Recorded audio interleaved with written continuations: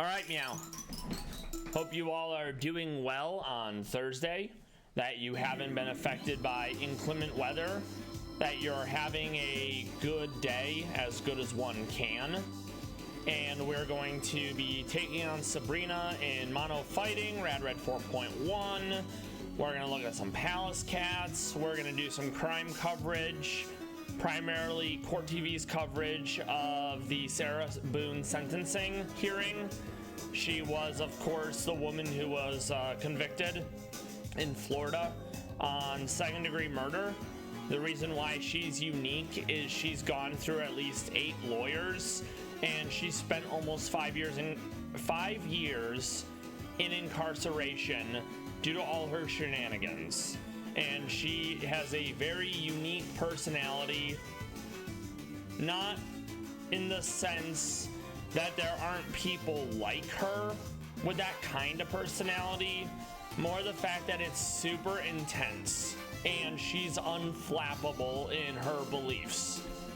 Okay, let's get this going.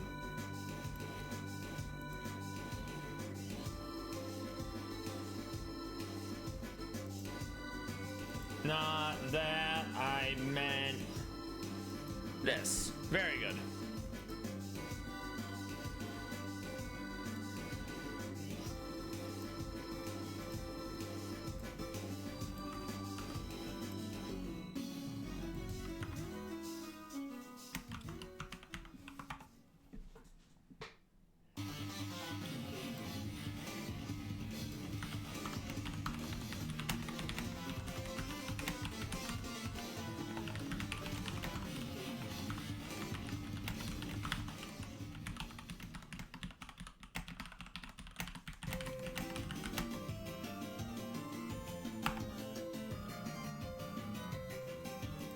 Alright, very good.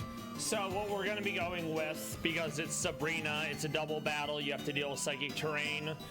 We have a Sneasler to Dire Claw and kill the Hatterene. We have a Blaziken who's going to defog to get rid of psychic terrain. We're then going to U-turn out.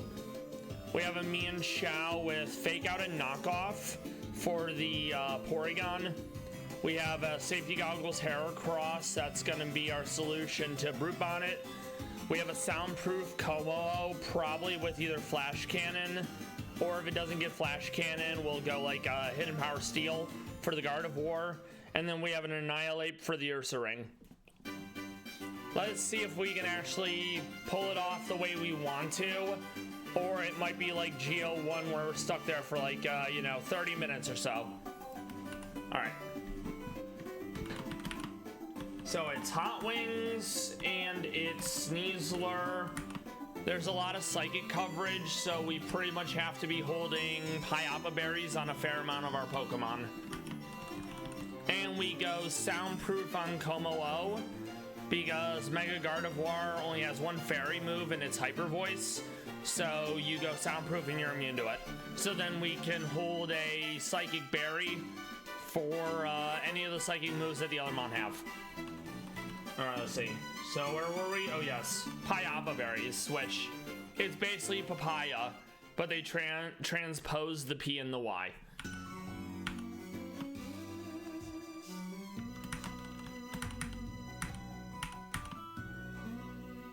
The only one that's not going to be getting a Pyapa Berry is going to be Heracross, because we need Safety Goggles to not be put asleep.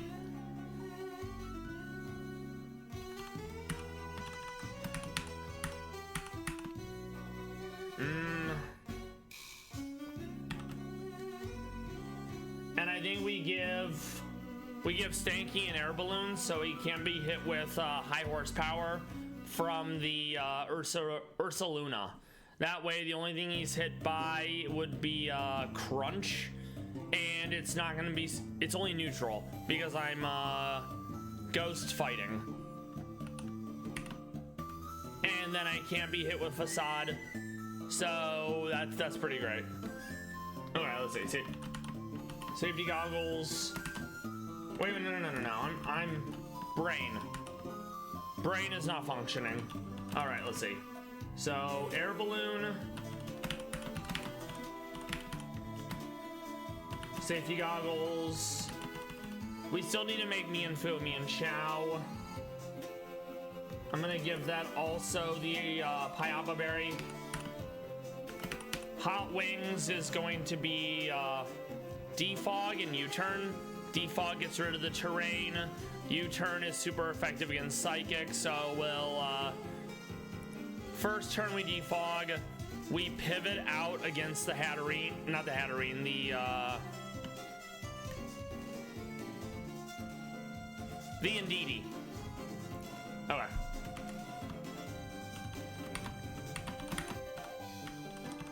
And thankfully we got Defog relatively early on, so that's one of the things we need to do. Defog removes hazards and it removes terrain, which is really nice. Since I don't have any natural terrain setters, and in Psychic terrain, priority moves are blocked, and Psychic moves do major damage. So there's like no reason for me to let that be a thing. I don't want to get hit by Expanding Dong.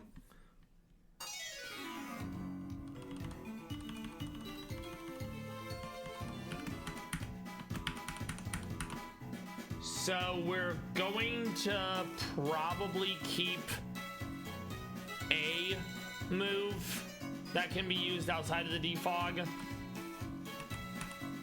I don't think I really need Protect. Fairy's gonna be neutral because of the fire typing, so the only other thing we have to worry about realistically is Psychic and Ground. But Blaziken's not gonna be in against Ursaluna.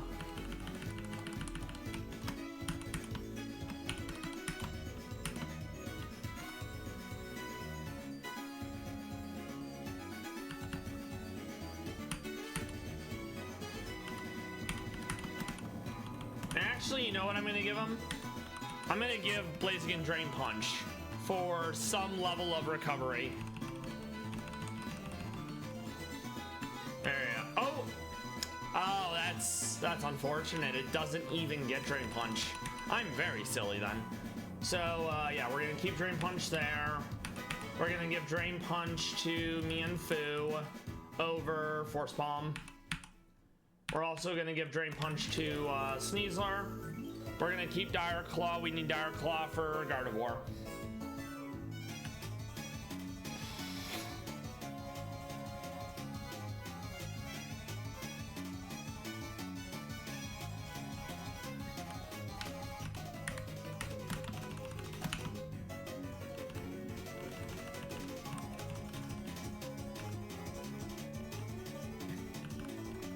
I guess we just go Trip Arrows instead, since I do want a fighting move. Yeah, that'll be fine. Okay. So, Hot Wings is what we need. That's the Defog. Sneasler. I think that'll be okay. We have the Dire Claw. Dire Claw needs to kill the Hatterene. If it doesn't, we'll have to reset. Heracross, Safety Goggles. This is meant to be for Brute Bonnet. So we're gonna go... Believe it or not, we're gonna go Defense Up, because a Bug move is gonna be 4 times effective against Brute Bonnet. So that's Impish. We have Safety Goggles, so we can't be Spored. We want... I may have to go, what's it called? Let's see which ones we have. I mean, Pounce isn't bad, but it's not a fast Pokemon, so we're probably gonna grab Leech Life if we already picked it up. If not, I'll have to rely on U-Turn, because it'll probably do enough damage, and then we'll pivot out.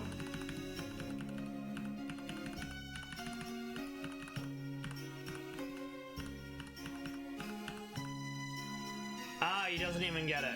Oh, that's actually kind of awkward. Oh, okay. So I'm gonna have to... I didn't want to, because I don't want it to be able to put me to sleep. But I don't feel confident that I'm gonna land a, what's it called? A Mega Horn. I mean, I wonder if Pounce would be strong enough, right? I don't want to calc. So I think I'm just gonna do Wide Lens Mega Horn, and I'm gonna hope that I get the clean swap and I don't get spored, you know? Because if I get put to sleep, that kind of messes up things. Let's see, so Wide Lens. It's gonna be, let's see.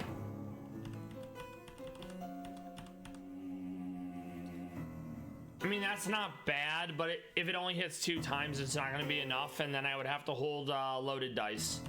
So we'll go Mega Horn. We'll grab... Let's see what else. We'll grab Close Combat over Aerial Ace.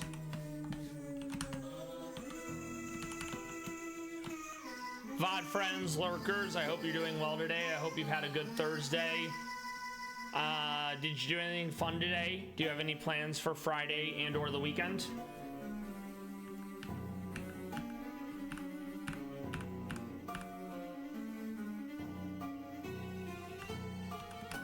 This might be fruitful. We'll think about it.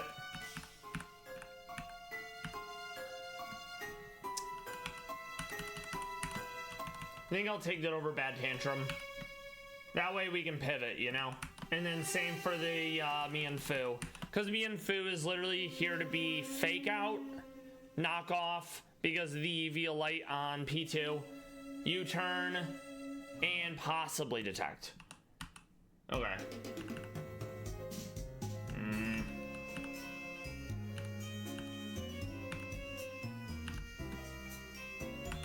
Okay.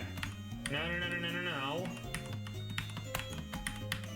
I am not menuing well today. Yeah, we'll do that. That works. We do still have to make it a me and Shao.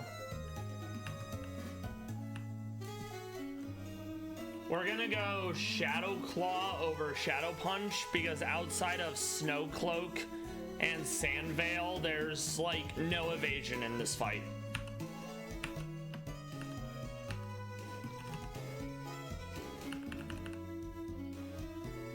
I mean, Willow isn't bad. Oh, and yeah, it doesn't get Drain Punch. So if we want to keep a fighting move on Heracross, our options are limited to close combat, which is fine. It's a very strong attack.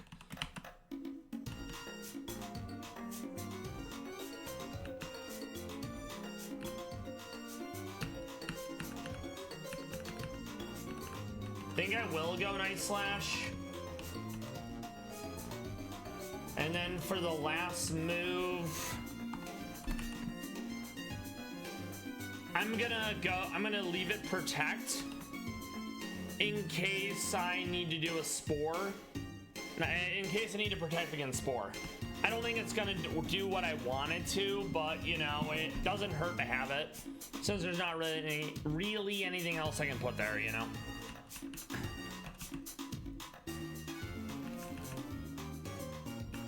Let's see.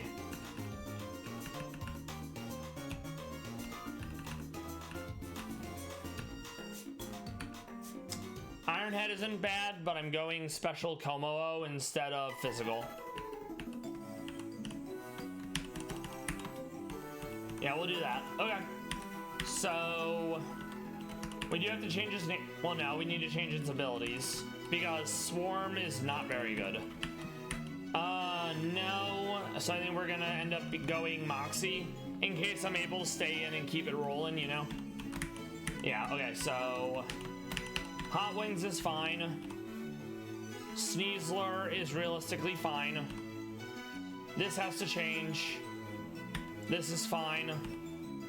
This also still has to change.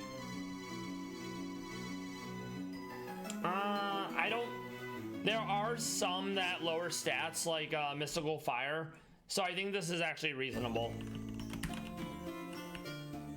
And it looks like Drain Punch is gonna be my strongest fighting move until we get close combat as a TM. So let's now work on Jangmo-O and Meownwell. Also, if anyone wants to name Pokemon Feel free to let me know what you want to name them and what Pokemon you want it to be. That does remind me that Magica yesterday wanted a Pokemon named. It was Pawmot, and we haven't used Pawmot in a minute, so I'm gonna write down that I need to change its name after this fight. I don't want to forget. There you go. Alright, so that's squared away. Okay, so Jangmo-O, we are gonna be doing soundproof.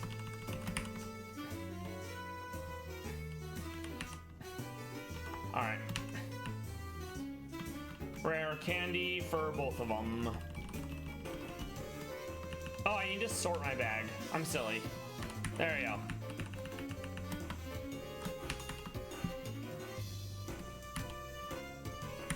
Como-O, we don't need that.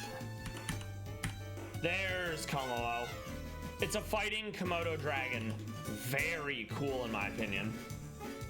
I don't hate that, especially since it is a special.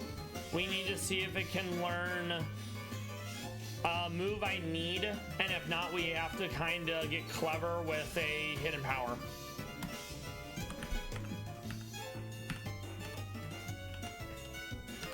We absolutely want a priority move because we're going to be getting rid of Psychic Terrain on the first turn.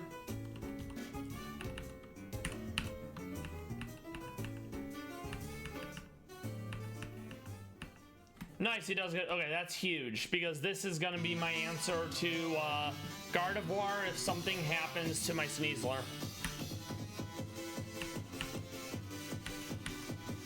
Okay, so let me double check. Flash Cannon, Vacuum Wave, Clanging Scales, Protect, that's probably fine. And then it needs to be soundproof, holding a Pyapa Berry, which it has. Okay. There you go. So no more Hyper Voice. That way, as long if it's Gardevoir trying to attack us, we're functionally immune to Fairy against her. So then we want to go... Honestly, we're all special, so we're going Modest. And yeah, that's fine.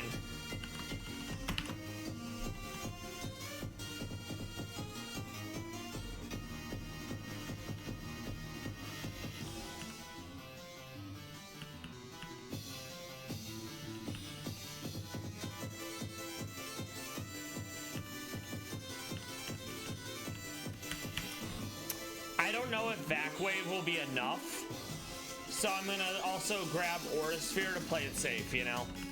Wait, no. Aura Sphere is from Safari Zone, so I'm gonna have to wait. I was kind of hoping Como would learn it on his own, but sadly that is not the case. So we gotta get clever with this last one.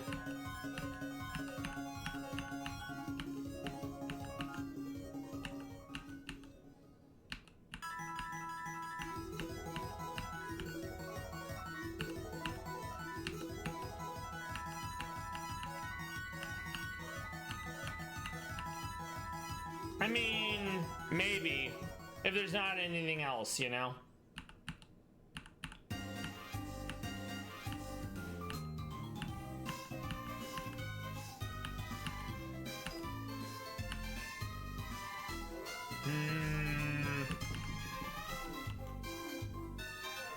Now I think I'll leave Protect on there. We can use that to stall out like a turn of terrain. So, Como's good. Sneasler's good. This still needs to evolve, so let's work on that. We also have an ad coming up in about a minute, so feel free to do a stretch, grab some water, grab some food. We'll be back in a bit. All right, let's see. So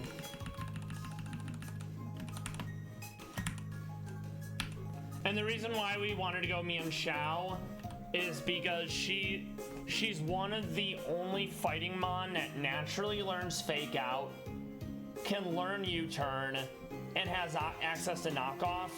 and this is specifically for the P2 because it's a trick room with Eviolite. So ideally, we fake out, we knock off, and we either kill with Drain Punch or we pivot out with U-turn. And because P2 has Trace, I don't want to have like inner focus because that would prevent me from being able to flinch it.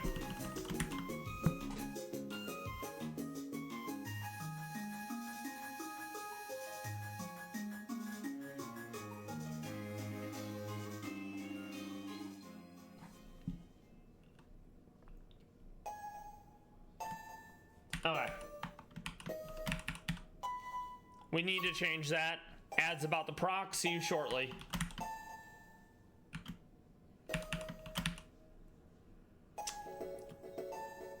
If P2 traces Regenerator, it's going to come back with more health. I do not want that. So we're just going to go Reckless. I don't have any recoil moves, but the point is P2 can't steal anything that would be super useful for it, you know? Okay, so good. Good. Good. More or less fine. Okay.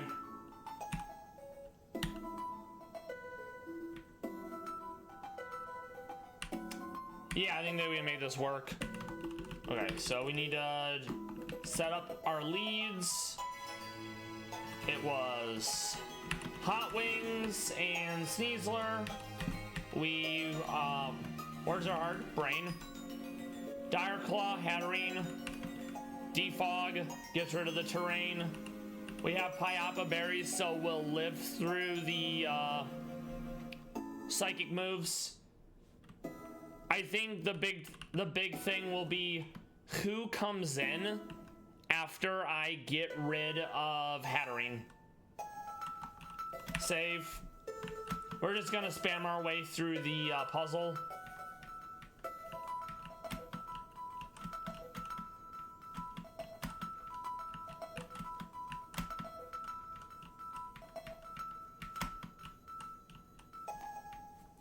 Very good.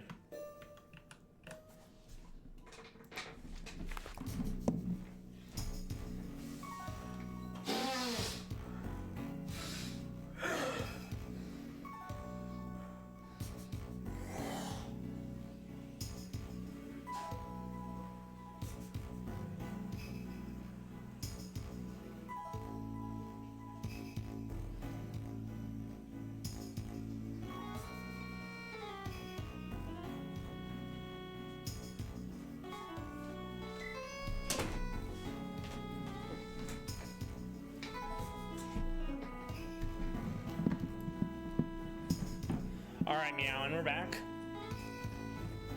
Once the ad ends, we're going right into Sabrina, and then it's off to weather routes.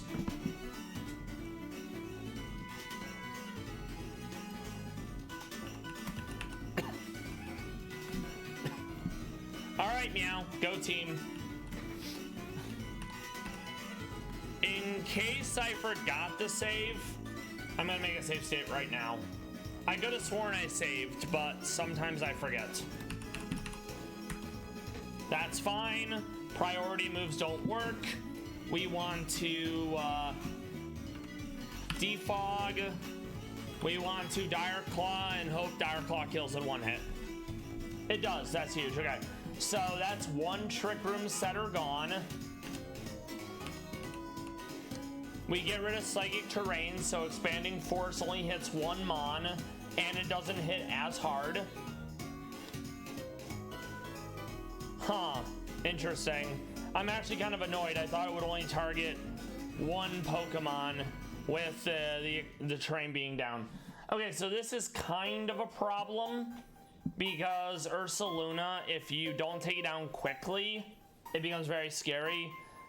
It could go random move on Sneasler. So I think I'm gonna... It could go random move on Sneasler for a kill. Normally it would go Protect to get the Guts boost.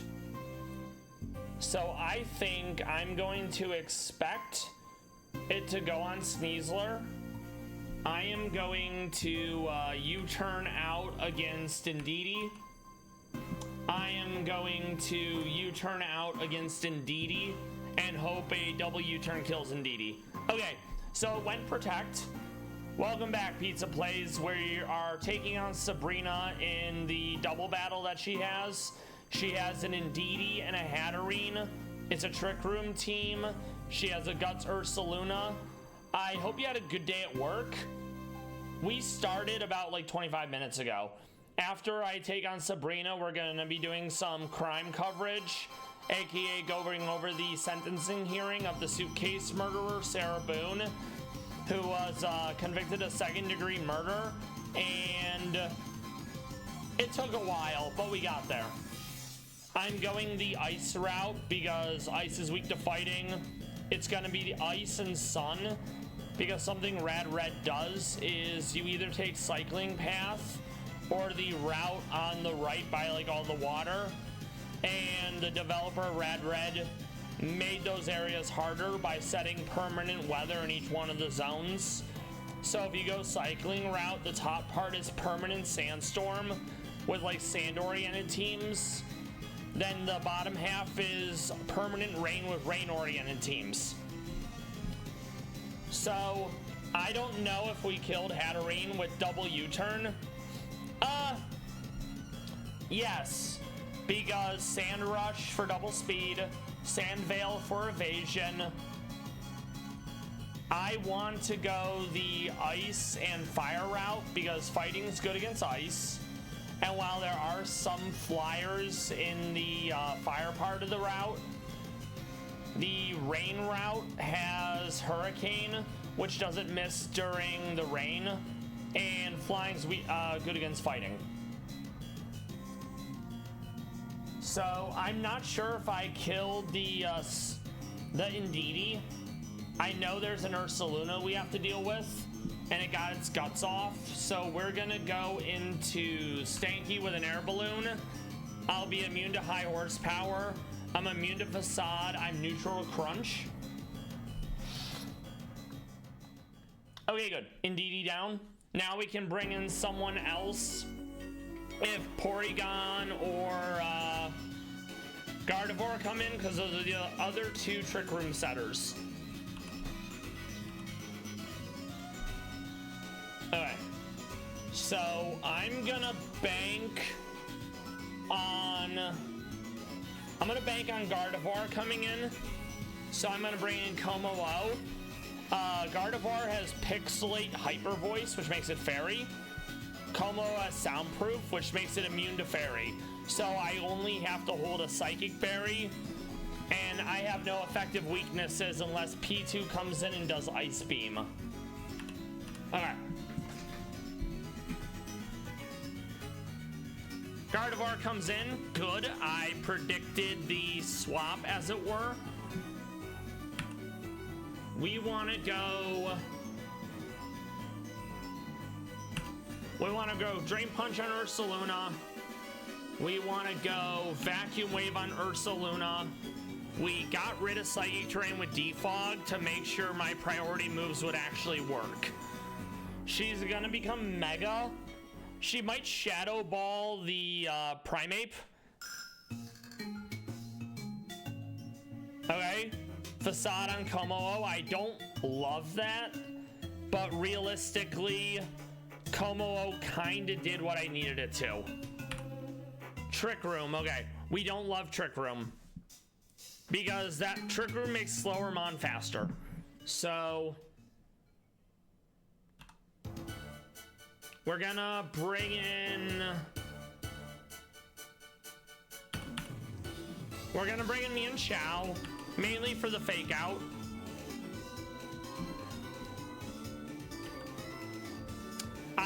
I'm gonna be slower than Ursaluna now that Trick Room's up, but I think I'm gonna be faster than Gardevoir. So we're gonna Shadow Claw the Gardevoir. We're going to fake out the Ursaluna. It protects, feels bad. That's an issue. This might be a reset. And in fact, I think it is a reset. Instead, I'll fake out the Gardevoir. Okay, so round 2, we're gonna do what we did before. We defog, we Dire Claw. Awesome. Ursaluna comes in again. We know it's going to protect, so we're going to U-turn. We're going to U-turn. We suspect Gardevoir is gonna probably come in again. So, Como and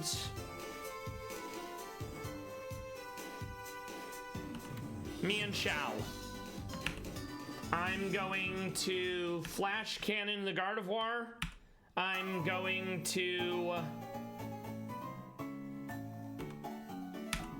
fake out the Ursaluna since it used Protect last turn.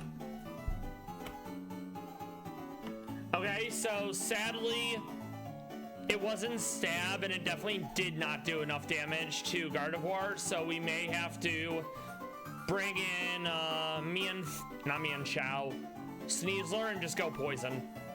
Trick Room also went up, which means it's faster now. Okay, we're gonna Vac Wave. I'm gonna... This is actually a toughie.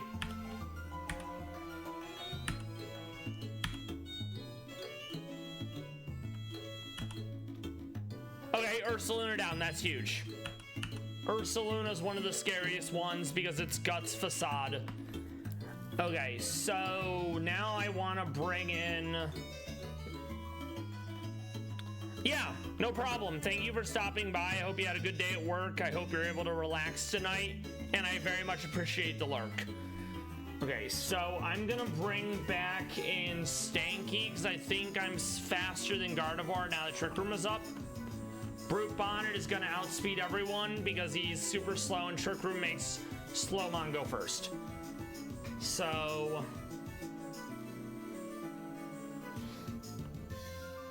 I'm probably gonna get... Someone's getting spored by the Brute Bonnet. So I think I'm just gonna bring in Hot Wings. I'm going to preserve now.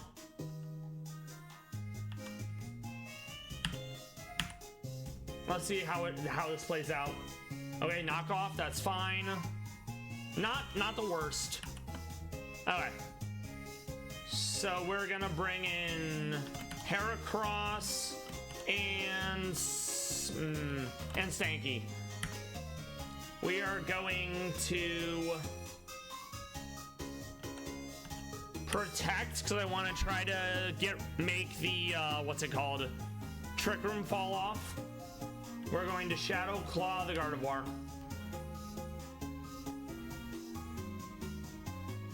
Or not. This is not looking good. That Trick Room absolutely messed me up. Which is kind of expected, you know? Okay.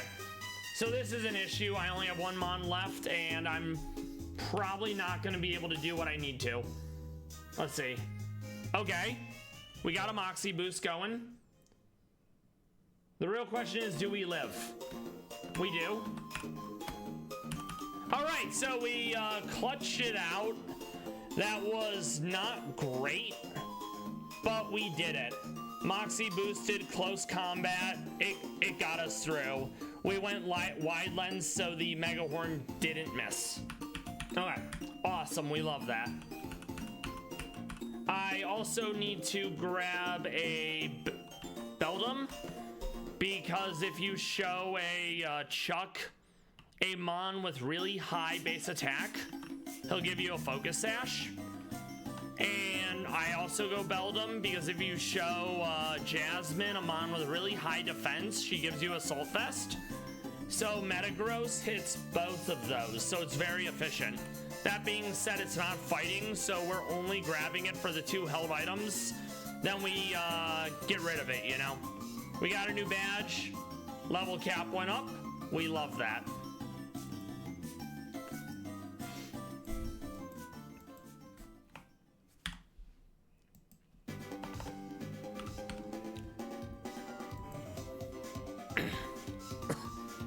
right, very good.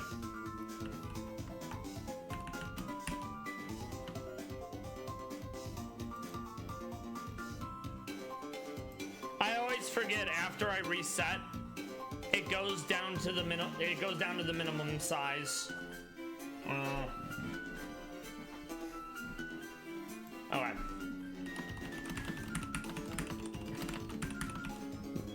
We're gonna start prepping for the ice route. I have to rebuild the team. I have to get everyone up to 68. I have to get the Metagross.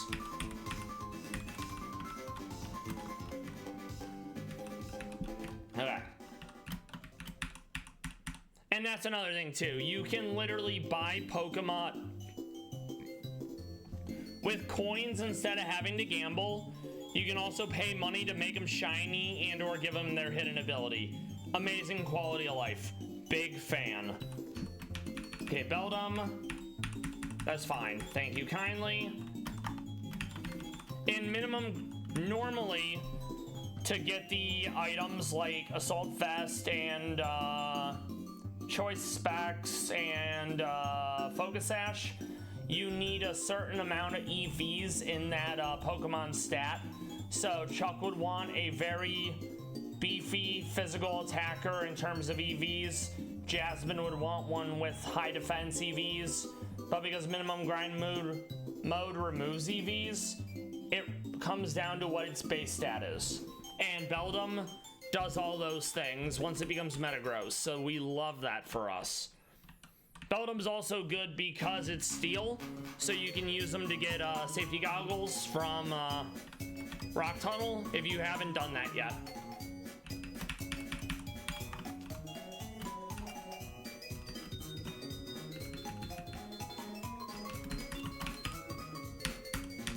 Doesn't matter. Literally doesn't matter. All we need is the Mon to be intact, and it's like, hey, Chuck Testa, give me the thing. And he'll be like, yup. This is the only way to get a Focus Sash. And you only get one Focus Sash. Whereas several trainer battles have two Focus Sash because they're cheating bastards. Thank you. Love it. I'm gonna save. We're gonna start looking at the ice route. An ad's gonna happen in about a minute.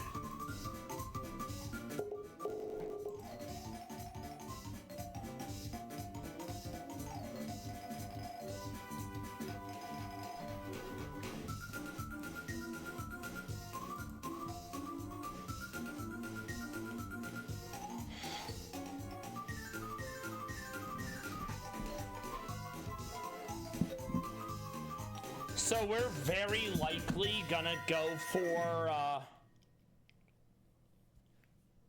we're gonna be faster. So it's probably gonna be something like Bullet Seed with loaded dice. Actually, no, we will be faster. Yeah, we're gonna go loaded dice, Bullet Seed Technician on Breloom, and that's gonna kill. Something about these, you'll have to do multiple in a row. So for example, if I went Sand Route, you have to fight 3 trainers in a row without healing. So you have to be like, okay, I have X-Mon for this. These ones need to live, etc. Okay.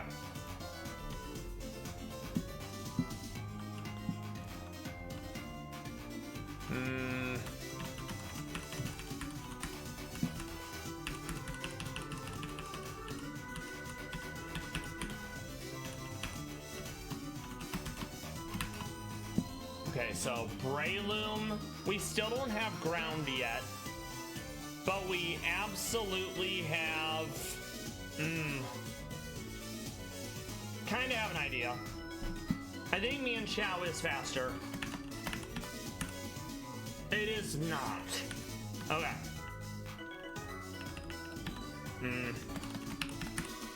It is not. That's a problem. Okay.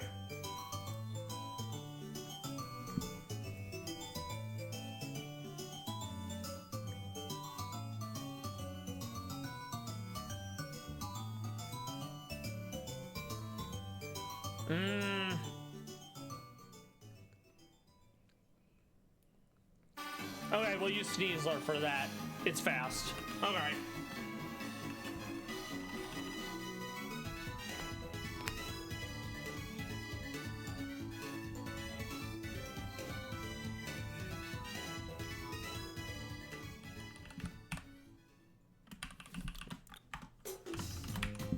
Okay, so that's fine.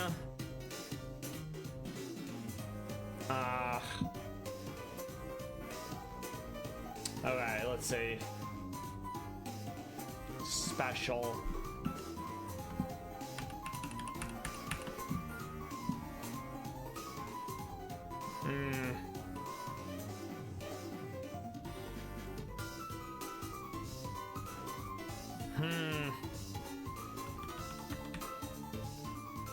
Oh, I know what I can do.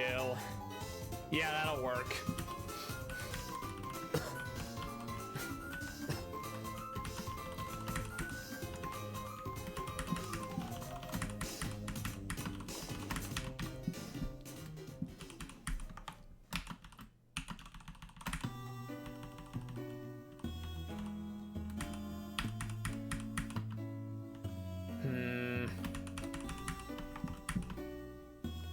All right, and we're back from the ad.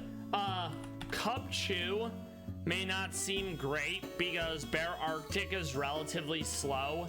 It's ice fighting and it only has one priority move that isn't stab, but it has a little something called Slush Rush, which doubles its speed in snow. So we will 100% be turning Cup Chew into Bear Arctic, and with Slush Rush we'll outspeed the Nitto. And we'll kill it with, like, Blizzard or something.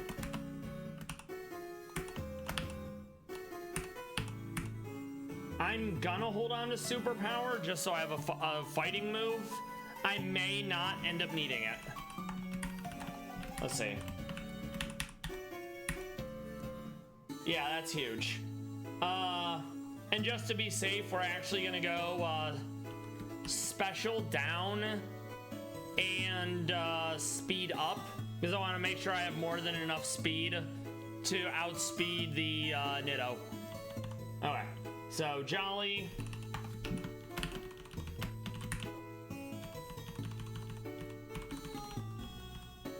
Ice Hammer, that's basically it's like its big thing. We'll get rid of that over Blizzard.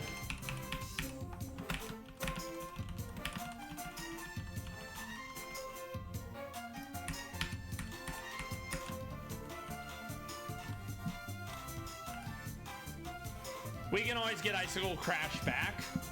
I think that's gonna be what we go with. And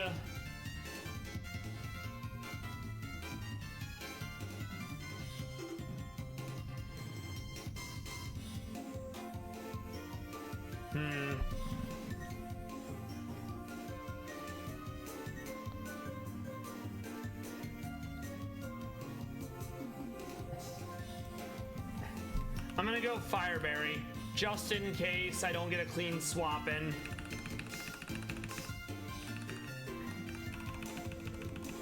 Okay. Sneasler, we want... We're gonna go...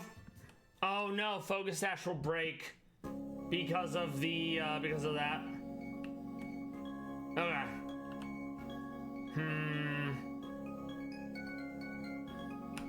I think we just go Citrus Berry for generic healing.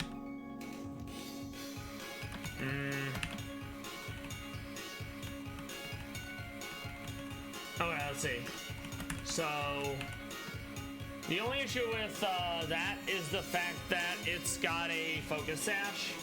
So I think I'm going to go close combat, and I'm gonna grab Quick Attack because the Heliolisk does not have a priority move. Okay. Yeah, I think we can make that work. Okay.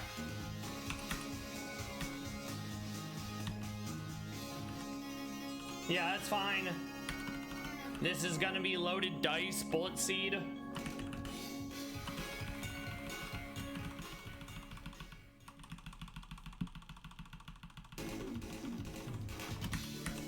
Okay. We are faster, that's huge, that's what matters.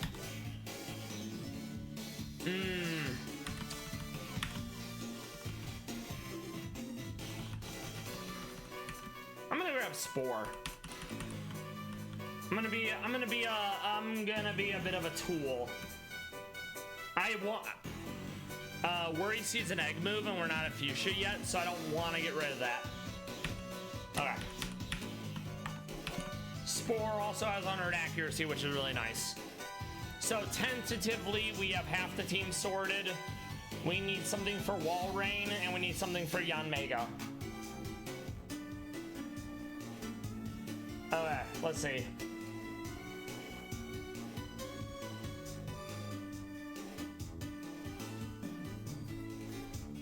I think we're gonna grab... We're gonna grab Pawmot for, what's it called? We're gonna grab Pawmot for the Wall Rain. We'll also use Punch Glove because it prevents us from making contact, so we won't get affected by Ice Body.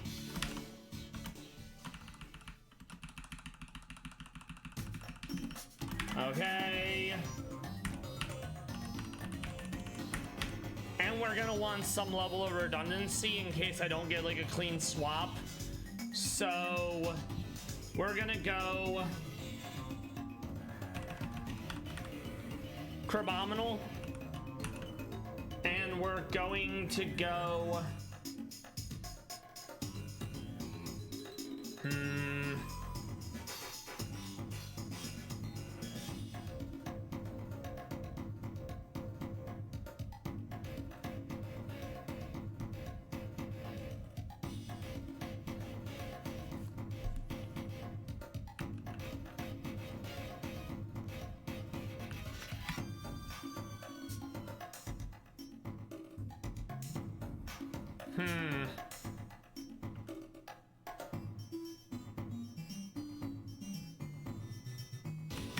Blaziken.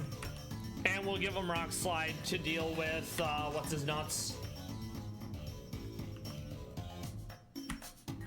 We gotta give him Protect back because we need to make sure we get a speed boost going since we're not gonna be faster than Yanmega. Okay. So we'll keep U-turn. We nix Defog for now. We go Protect over Bulk Up, I think. Because I'm not expecting to be able to Bulk Up anytime soon.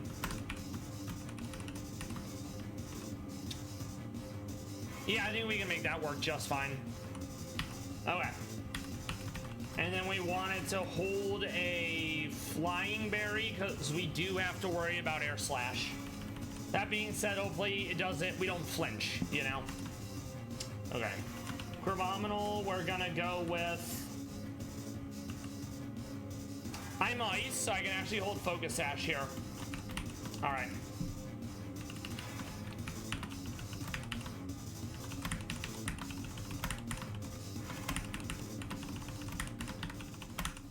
So let's double check everyone. Hilux. This is for the Pillow Swine. Bear Arctic is for our good friend Nitto. Crabominal is for Yanmega, but it's also a backup for someone else.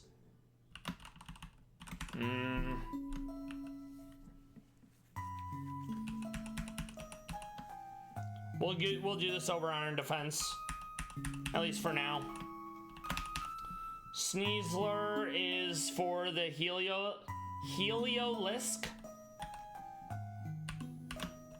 Pawmot is for the, what's his face? Walrein. I can definitely get rid of at least one of those. Ice Punch.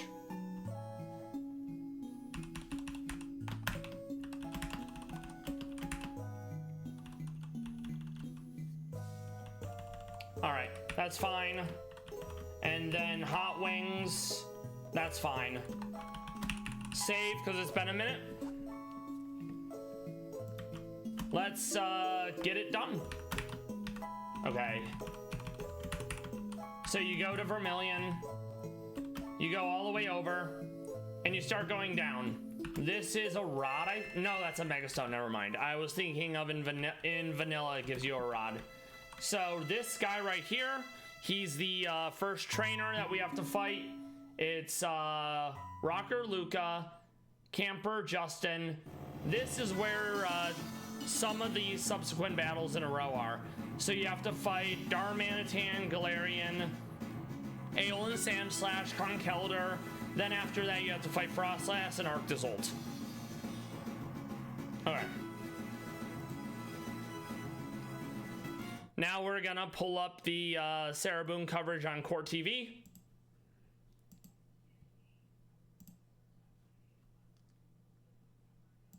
So, for anyone who's not familiar, Sarah Boone is a woman who lives in Florida. In, I think, 2020 or 2019, she murdered her boyfriend by locking him in a suitcase and refusing to let him out.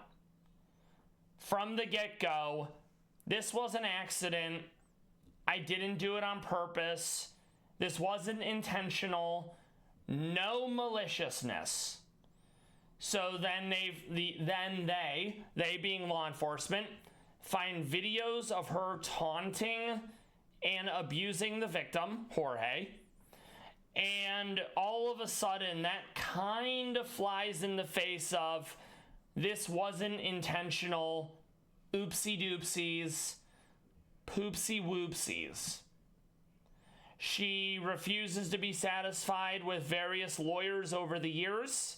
She gets to a point where the judge finds that through her conduct, she no longer has the right to court-appointed counsel. So she has to represent herself for a while. If you know anything about the law, it takes a lot to be a lawyer. Not all lawyers are created equal. And there's a saying, he who represents himself has a fool for a client, denoting how terrible of an idea it is to self-represent. Sarah, through her actions, is forced to self-represent. It doesn't go well for her. She does a bunch of delays. It looks like things are finally going to go to trial. And she had put out basically a help wanted ad for a lawyer while she was in jail, because you sit in jail until prison. And a lawyer named James Owens from Florida, more or less, answered when Gondor needed aid. They decided to go with it being battered spouse, which is, intimate partner violence. It doesn't have to be, you don't have to be married, and so it can be simply a partner. And battered spouse used to be called battered women syndrome, because that's what it was back in the day. Woman constantly gets hit by her husband. You know, dinner was late. Look what you made me do. He falls asleep, passed out, and she kills him. So they decided to go with it being battered spouse, which is a problem because she didn't necessarily represent all the things that you would need for battered spouse. And the fact that they're going from oopsie doopsies, it was accidental, I didn't intend it, to, well, I had to kill him because if I didn't kill him, he was going to kill me. Let's put it this way. The actions, the videos caught of Sarah, and she made it very difficult for Mr. Owens to represent her. She was eventually found to be guilty of second-degree murder in Florida. She was given a plea deal prior to this going to trial, 15 years for a lesser included. The lesser included would have been manslaughter, with time served and serving 85% of her sentence. Sarah probably would have been out in about 7 years, but she never wanted to accept responsibility. She's the victim. She didn't do anything wrong. Ergo, let's fucking go. Let's take it to trial. And yeah, it turns out, thanks to all those videos she took recording George's quote-unquote terrible behavior, she accumulated all this stuff to be like, well, if something ever happens to me, I'm going to be able to like show them, be like, look at all the terrible things George does to me, right? And she basically sealed her own grave. And we fucking love that, because if you're not familiar with Sarah Boone, she is absolutely insufferable. And you'll see that throughout the hearing today. In sentencing hearings, it's typically victim impact statements, friends, loved ones, all victims of the crime. They get to speak out and say how they feel. It's a part of the healing process. Thankfully, Florida's a state where the defendant has to be there.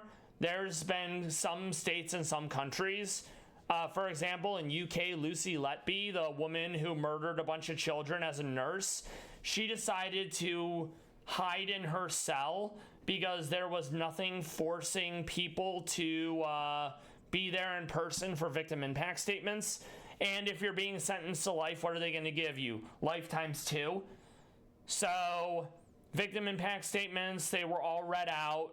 After that, there will be victim impact statements on the side of the defense, which is basically character witnesses for her. They're not overly strong character witnesses, and they're all post-conviction witnesses, aka no one's defending Sarah from back in the day. It's ever since she was incarcerated, she got people defending her. Then she has a really weird and off-putting pen pal defend her. Ad is about to start in 20 seconds. Grab some water, grab some food, get some stretching in. I'm going to take a short break as well. As soon as we come back from the ad, we're going to watch the sentencing hearing, and we're going to take on the weather routes. See you all in a bit.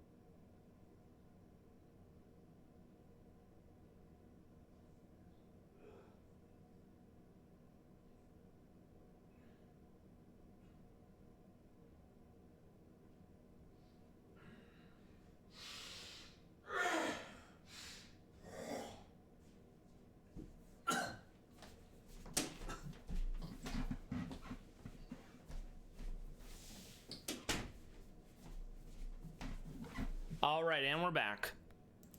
Let's get into it. I have been following this case from the jump. Like, I remember watching the interrogation footage as soon as it went live, and this all happened at the beginning of COVID as well, which was actually kind of wild. So she's pretty much been in jail since The crime happened. She kept constantly stalling, getting rid of all her lawyers because basically they just wouldn't do what they wanted her to do. And boy, does she have a personality.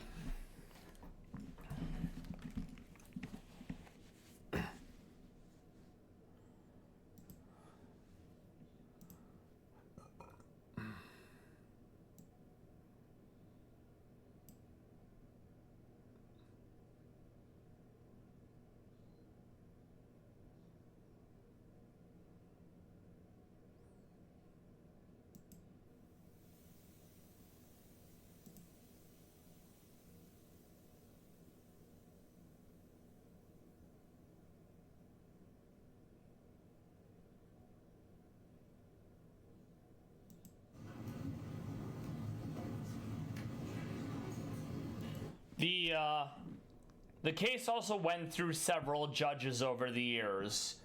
It was Wayne Wooten, and now it's Judge Kranick. Something really nice about Judge Kranick is when I was watching Lawyer You Know, aka Peter Tragos. He's a lawyer who runs a YouTube channel, and he had a lot of Sarah Boone coverage. It turns out Kranick was one of the mock trial instructors when Peter Tragos was going through law school. So it turns out that's how he knew him. And the reason why it came up, there were a bunch of people like to the side / behind Kranick throughout the trial. And it turns out those were mock trial students sitting in and watching. And that's really cool. From like if I'm going into that field, being able to sit behind the judge and watching a trial go live rather than like sitting in the gallery. Also, there were appeals filed because of course there were. Something funny about that is Michael Kranick, he is the judge who hears the appeals. I don't know if it's always the same judge who hears appeals and claims for a new trial, but several of the points, the judge was like, yeah, this isn't enough to grant a new trial. This isn't enough for what you want. And he had already said that during the trial. So those points are going to come up on appeal, and he's going to be like, well, I already ruled on this, so I'm not going to change my mind.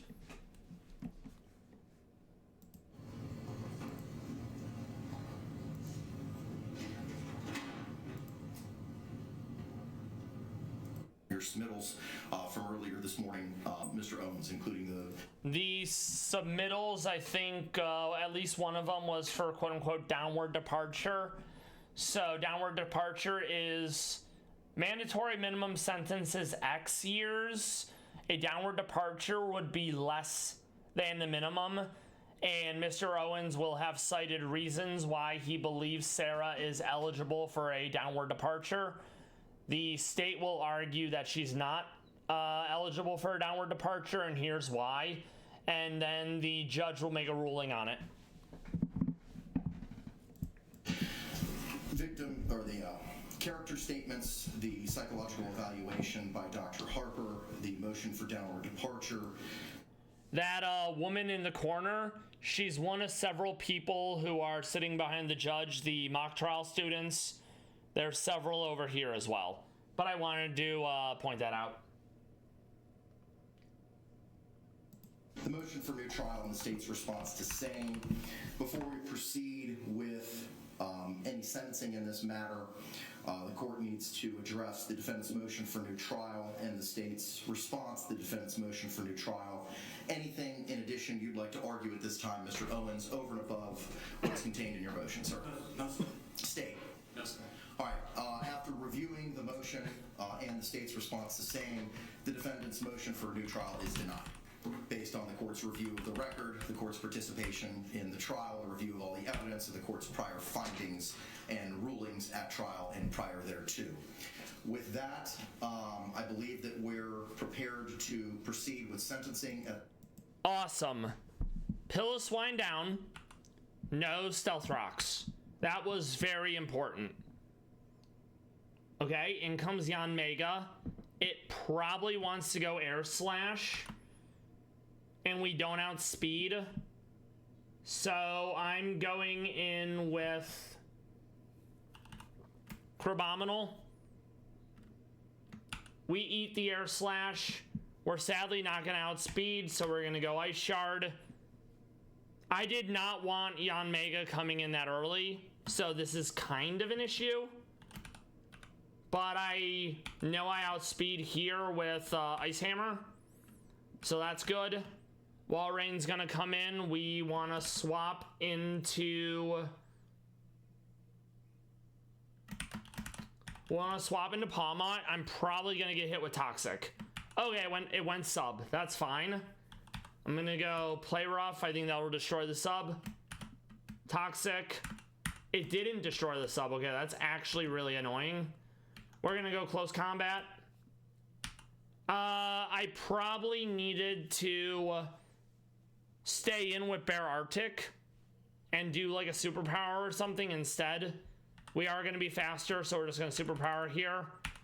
We are gonna be faster, so we're gonna Ice Hammer here. Because the superpower wasn't enough, we're gonna Aqua Jet. Heliolisk. We're gonna go Aqua Jet again to break Sash. Oh, Dry Skin, I totally forgot. That's absolutely my fault. So we're gonna go Close Combat. Awesome. We're gonna save. Now I need to change the team because there's 2 fights in a row that we need to get ready for. At this time, the court has reviewed the pre-sentencing investigation prepared by the Department of Corrections. Are there any housekeeping matters that we need to address, Mr. J or Mr. Cacciatore, before we proceed? Not from the state. Are there any housekeeping matters from your side of the ledger, sir, that we need to address, Mr. Owens? Judge, I do have Okay. 4 lay witnesses that are going to testify. We've got Dr. Harper here to All right. testify. Of course, my client's going to testify. But one of the 4 lay witnesses wants to appear by Zoom. She lives up in Minnesota. I don't know if that's allowed. We don't have an objection to that. One of our witnesses will be providing an impact statement. Would also like to appear on the court's virtual link as well. Okay, so stipulated. If you need it, just let Anita know, and I can submit. I can have her email it to you right now, the link. We do have the link. She's waiting to get on, I guess. I'm trying to see who else I need for this. It should be Lana Albert. She's here, sir. All right. She's in the. She's viewing. Her camera's off, and she's. Yeah, we can get rid of Crabominal for this. Okay. You may proceed. Your Honor, at this time, we would like to take an impact statement from, I believe, Anna Torres. So victim impact statements don't have to be only family members. It can be friends. It can be loved ones. It can be like students if a teacher is killed. I think in the case of Nancy Brophy, where she murdered her husband for the life insurance money, some of the victim impact statements were the students that of his, because he was a culinary professor. So I've watched this sentencing hearing like 5 or 6 times in the past few days, and it's all family members on the side of Jorge for victim impact statement. The people on Sarah's side for victim impact statements, i.e. character witnesses, are cellmates, a chaplain at a church, and a pen pal who Sarah promised she would give him a kidney, presumably for a positive testimony. Okay. Hearing virtually.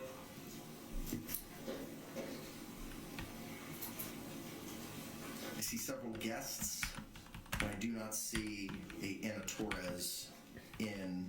We can also get rid of Hilux for this because we do not need a grass type here. Well, I think So it's going to be these 2 are going to go. Okay. We have also in-person witnesses. We can proceed with those first, sir. This lawyer is David Cacciatore. He gave a really good closing argument for Sarah's case. I find him to be more likable than the other one, who I believe is the district attorney, Jay something. I'm drawing a blank right now. But it's a pretty powerful impact statement. If if my loved one or if a family member of mine was killed in the fashion that Jorge was, I would have very harsh words. And the first victim impact statement is going to be from Jorge's mother. And she's very, it's a very moving statement. Okay, so.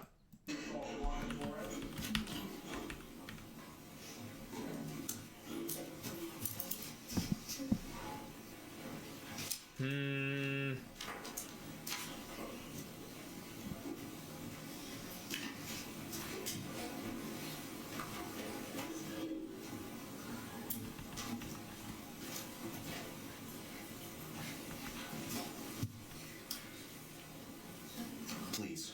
Please raise your right hand. You solemnly swear or affirm your testimony about to be will be the truth, the whole truth, and nothing but the truth. I need to check something Ma'am, good real quick. afternoon. Could you state and spell your name for the record for us?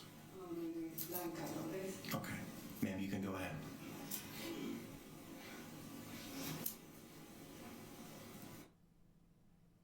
Ma'am, you can go ahead.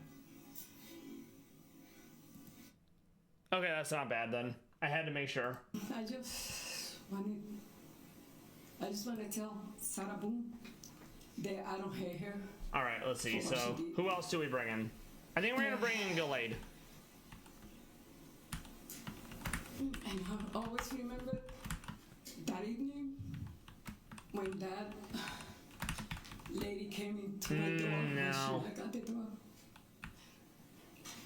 We're gonna go Mega Gilade here. She asked for my name. I said, I tell her my name. And then she said, can I come in? I said, okay, yes. And she told me to sit down. I never think that was gonna be my son. And then she said my son was dead. No outrage because it's a move that locks you in for several turns. It's All hard right. for me to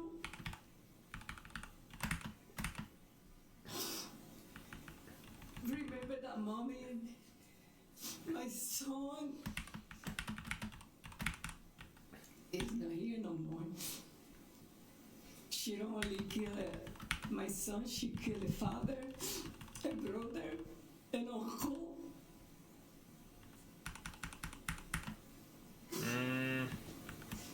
It's been hard. I'm a family because all the brothers, they will always work together. We're gonna keep Intimidate for the attack drop. Something real. Love is missing.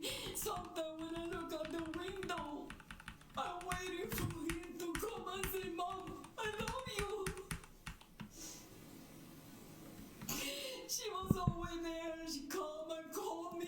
We have an ad break in about a minute. I will be grateful for that because these statements are impactful.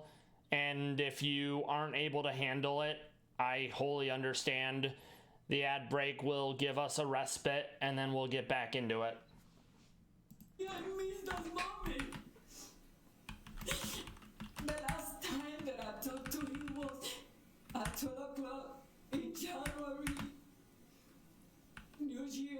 Okay, I gotta figure out who I'm leading with on this. And I said, Mom, he wake me up and I said, Mom, I think I'll be faster with the I love you. with the slush rush. I said, Daddy, I don't see him no more. All right, we'll My save. son, I love him. It's 2 in a row, which is definitely gonna be difficult. We'll save again. My family miss him a lot too. But I don't hear, but We you do know not what? outspeed with slush rush. That's actually super annoying.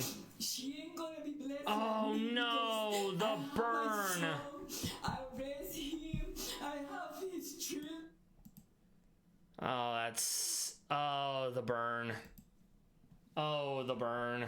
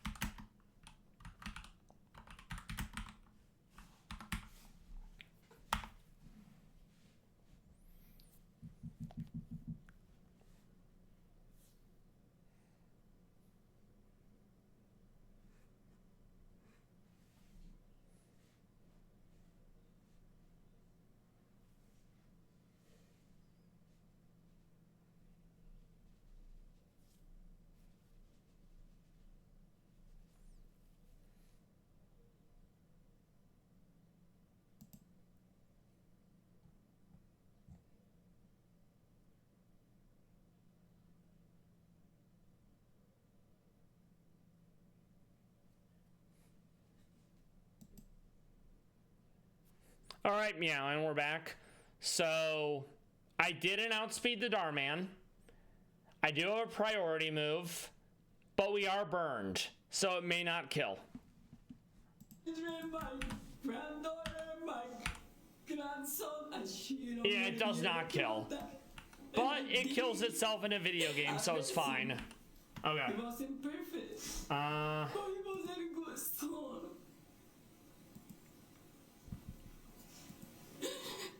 That's gonna be an issue. Thank you, Mel. State anything further from this witness? No, Your Honor. Defend. And yes, I want to avoid any victim blaming. Neither Sarah or Jorge were perfect people. No one is perfect. However, Jorge not being perfect comes nowhere close to the whole, well, he got what he deserved. He was abusive, so he deserved it. And that's very much the kind of sentiment that we're going to get from Sarah Boone when she takes the stand. Yes. No, sir. Thank you.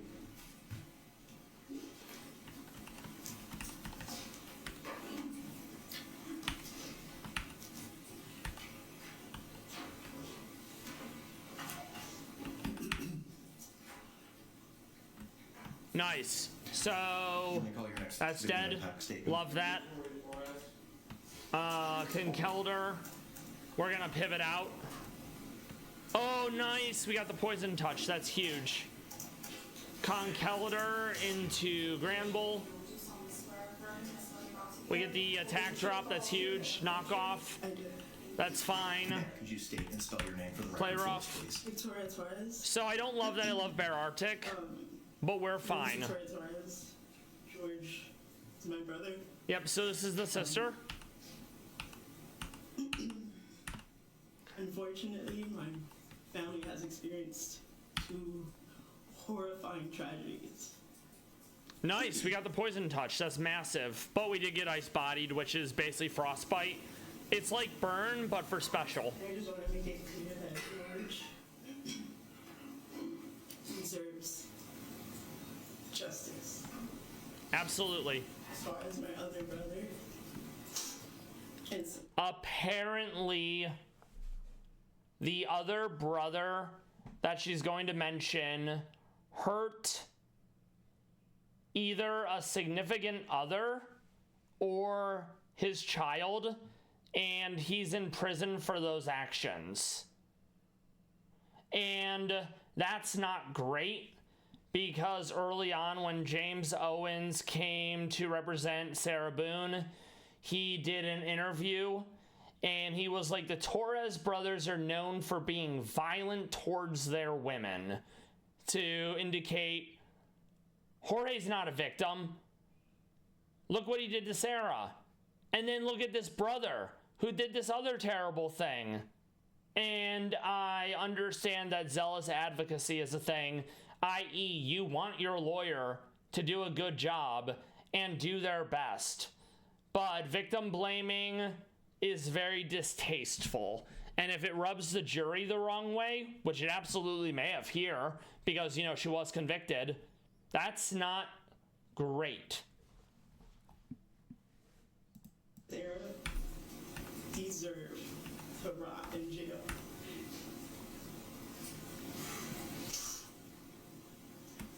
Sarah has caused a lifetime of pain. A lifetime of horror. Wow, that did not do nearly enough damage. I kind of hate that. A Okay. lifetime of hearing my brother George plead for his life. I legit thought it would have been enough to This is kill just- it, but it this was is not. For all of you, Okay. for me and my family, it's forever. We need to get a little bit more speed, because this does have Slush Rush. Such a simple thing as using a suitcase. It's so. And yeah, that makes sense, because he was locked in a suitcase, and because Sarah chose to take this to trial, the family members, They're known as homicide survivors in Florida. They had to be re-victimized constantly by having the videos shown, the videos being referenced, the various texts being shown. Something good about plea deals is it makes things more efficient. You spare victims being further victimized and traumatized, but because Sarah's like, well, I didn't do anything wrong, so blah, blah, blah, blah, blah, they had to be re-victimized. And I'm really glad that the survivors are getting to say their piece, because that's part of the healing process. I'm triggering. I try not to close it all the way. And it's like 2 or 3 inches for the zipper. So that was difficult, but we got there. Now it turns into the sun route, so we have to change our team entirely. She really has flipped my family's life upside down. And I just hope that we can truly get justice for my brother. So, no matter how they punish Sarah, it will not bring George back. And this family is going to be suffering the effects of his loss for the rest of their natural lives. So that's like a sentence in and of itself. But at the very least, the judge can put Sarah in a position where she will never see the light of day again. And because she refuses to take any accountability or responsibility, this will never happen to anyone else. By Sarah. Okay, so Sun Team, we want to lead with an Icemon. We probably want to lead with a Rock or a Dragonmon. We want Poison. We want Ice because 4 times weak. That won't be too hard to suss out.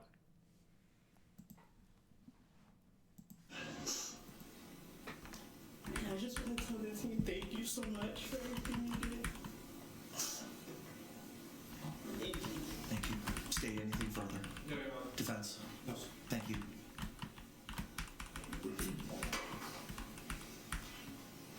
Your Honor, could we see if,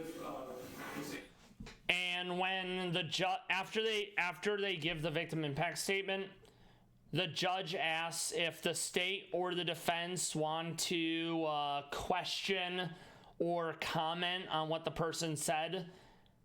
I don't think realistically the state or the defense have anything that they could say that they would get value from.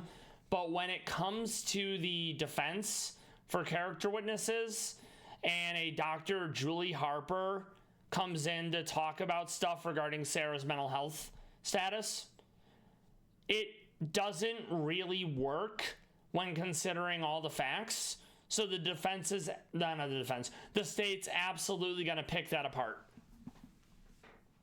Anna Torres has been able to make it online? Do not see an Anna Torres in the lobby, sir.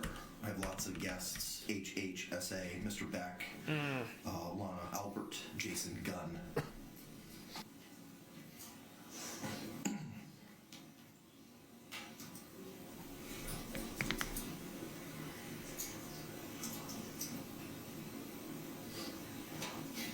Your Honor, is there a cap to the link as to the number of individuals? Not to my knowledge. No cap! We just have. Lol. All right.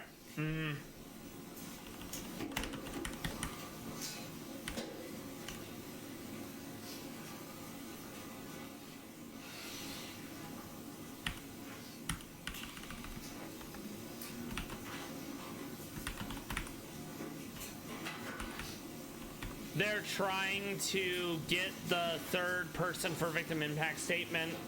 Zoom call type technical difficulties.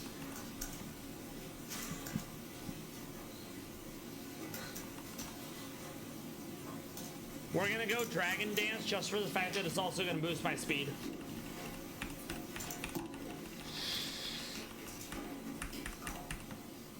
We're now gonna replace it with Clangor of Souls, since we're a special attacker. And we're gonna go Haven Berry, which is Dragon, super effective berry, since Dragon's weak to Dragon.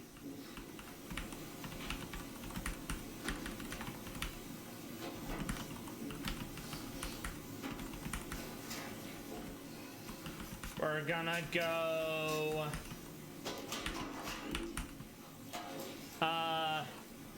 we want more damage, so we're going Never Melt Ice on Crabominal.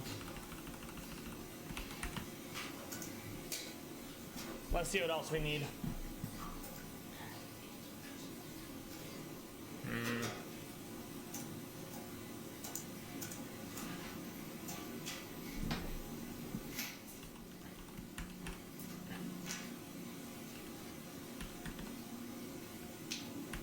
We're gonna focus sash the Sneasler.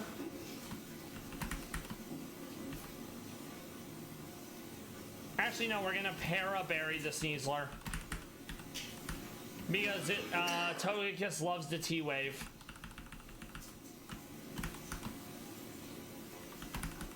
I think we're fine with Galladite. I think Palmot's fine as well.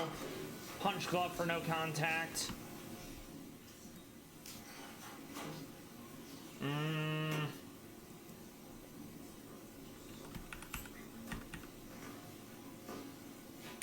I'm gonna swap out Hot Wings for now. We're gonna bring in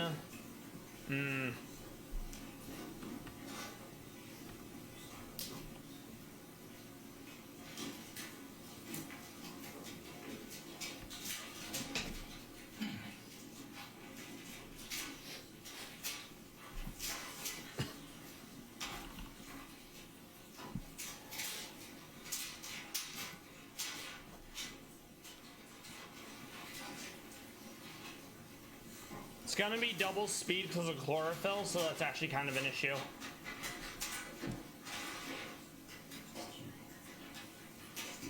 We're gonna bring in Meownwell, we're gonna fake out, and we're gonna hit it with an ice punch.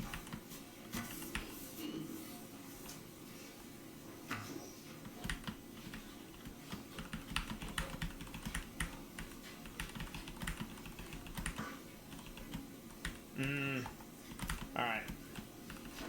Also, we have an ad coming up in about 2 minutes. I'll let you know when there's like 10 seconds before it happens. No, we're not gonna do reversal. We can get rid of knockoff and we can grab Ice Punch, provided it can actually learn it. Hopefully it does. It's a fighting type after all. Yes, sir, Mr. Castore. It does not learn it. Due to the fact that the victim's daughters... Really? Oh, that's annoying. Is that her? I guess I'll just go U-turn. Yes, sir. Is that who it is? All right, ma'am. This is the good daughter, afternoon. Can you Anna hear us? Torres. Good afternoon, I can hear you. Okay, could you please state and spell your name for the record? My name is Anna Victoria Torres, ANAVICTORIA. All right, let's go, team. TORRES. Thank you, ma'am. I understand that you'd like to provide a statement to the court at this time. You may proceed. Okay. Okay. So, I'll be speaking for myself and my two siblings. The murder of our father has impacted us on so many levels and in different ways.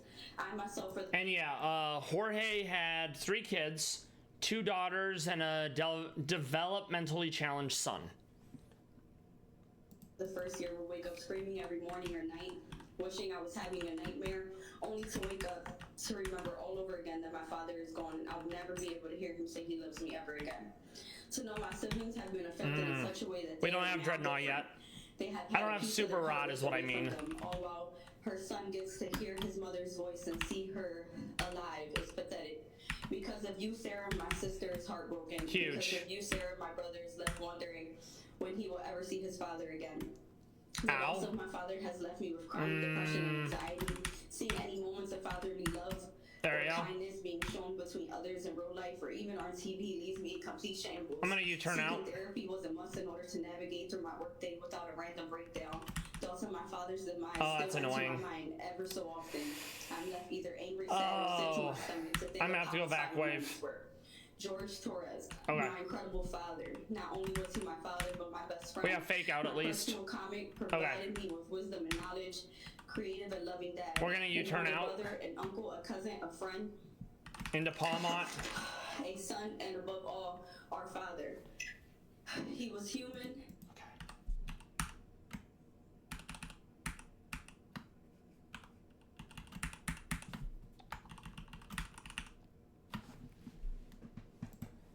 So let's prep the next one.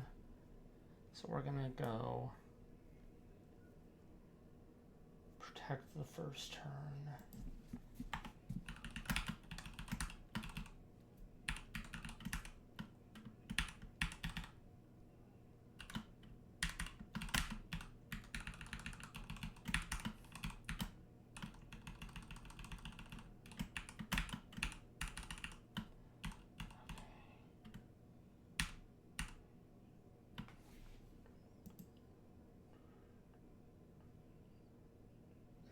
That's going to be an issue.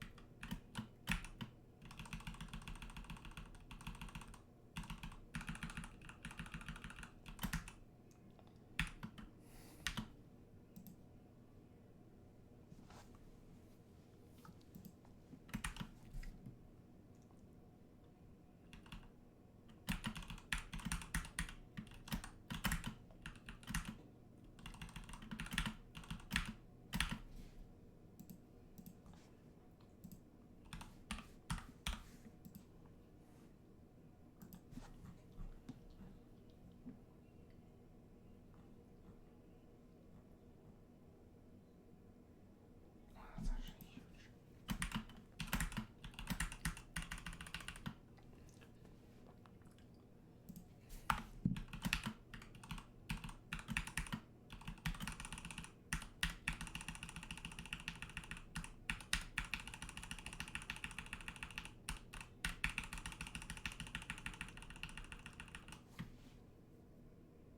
All right, ad break's over. We're bringing in Pangoro because we're never going to outspeed the calm-minding Espeon, but we can threaten with Sucker Punch.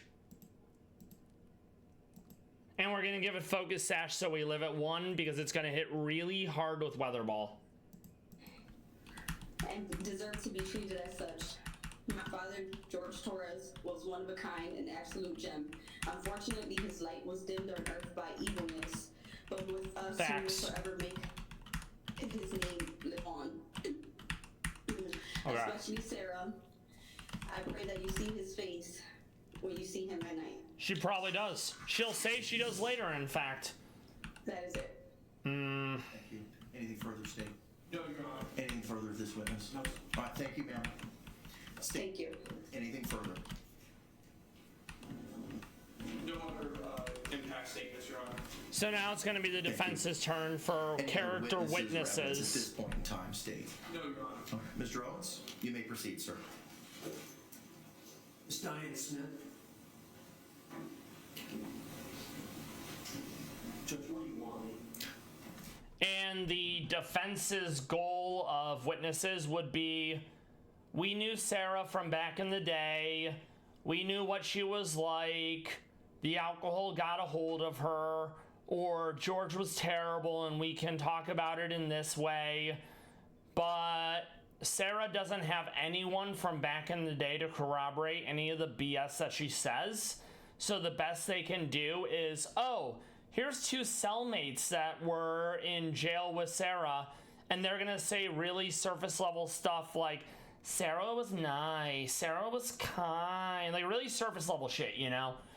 And it's, if you're a cynic, when the chaplain comes in, it's gonna be especially grating because it's gonna be like, oh, she found Jesus and now she's a better person. And it's just really like, it's a bit of a cliche and people can see through it.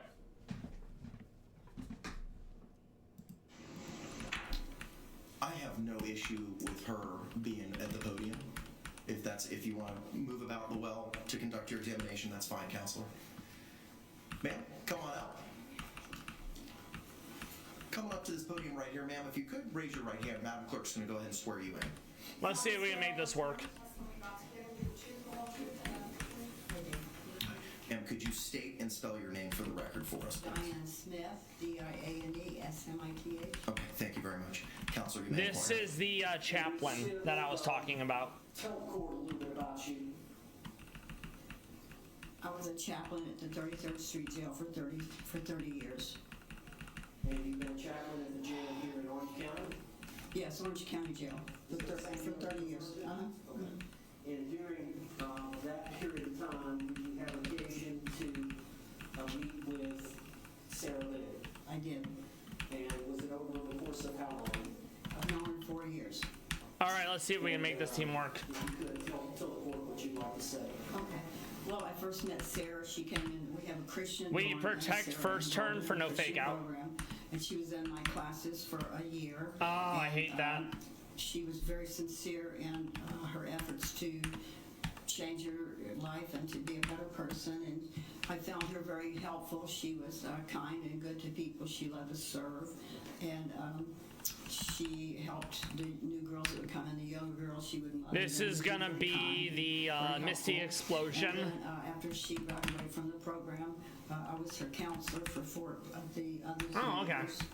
And I always found her, Nice. you know, very sincere and, you know, trying to do better. I spoke with many inmates that knew her and Not was bad. associated with her.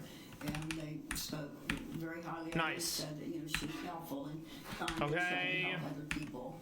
And I just found her to be, you know, And if I didn't know like a lot about Sarah Boone, and if I didn't know what comes after this, if I'm hearing this, I like that there's a chaplain of the jail talking about Sarah Boone in a positive fashion, and it's not a bad statement.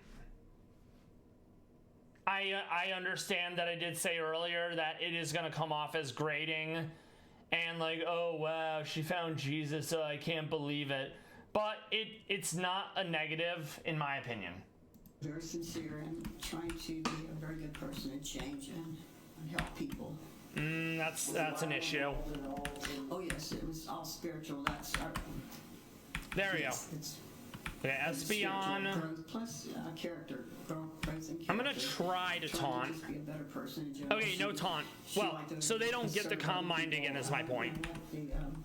She would help the girls wash their clothes and show them around and teach them. Spiritually, she grew very, very greatly spiritually. I needed a clean swap, so we got Pangoro to Sucker Punch because it I just cannot want calm to mind. state any questions. We got past it, hell yeah. Thank you, ma'am. I appreciate you. All right, next one. Christina Pena. Christina Pena, that's the girlfriend / cellmate. Yes, fine, counselor. Thank you. Okay, so Ma'am, come on up if you can. Raise we your right hand. still Madam Clerk's want to gonna ahead and swear you go in. special because with assault vest, it's only like 90 defense. Okay. Ma'am, if you could state and spell your name for the record for us. Christina Pena, Christina All right, you may inquire, sir. How old are you? 31, And where do you live? Orlando. Now, it's my understanding, Ms. Pena, that you were in the county jail with Sarah Bennett. Yes, How long were y'all in the same cell together? yes. Well, I was in there for 4 years, but we were together for 3. Maybe we get the poison? I understand ultimately We don't, but we'll absolutely take it being put to sleep for a turn. You were released on that day. April Huge. 4th, this year. We're gonna pivot out. 2023. Oh, it got the burn. You hate I've to been see out it, for truly. 6 or so months now. Yeah, since April of this year. Nice. Love to see it. And you said y'all were bunkmates there together for about 3 years? Yeah. Bullet punch because Fairy loses his steel. And if you could, if you'd like to speak on her behalf. Assuming. Sarah's one of my best friends, my only.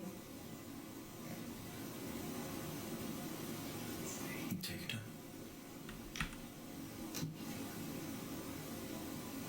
And if Sarah is truly Miss Penna's only friend, having to testify about your friend, your only friend, who's possibly going to prison forever, yeah, that's absolutely going to be impactful, and that's absolutely going to be a difficult thing to talk about, you know?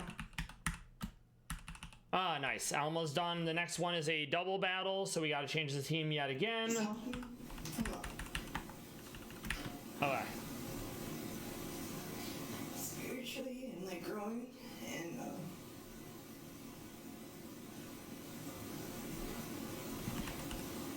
she's just,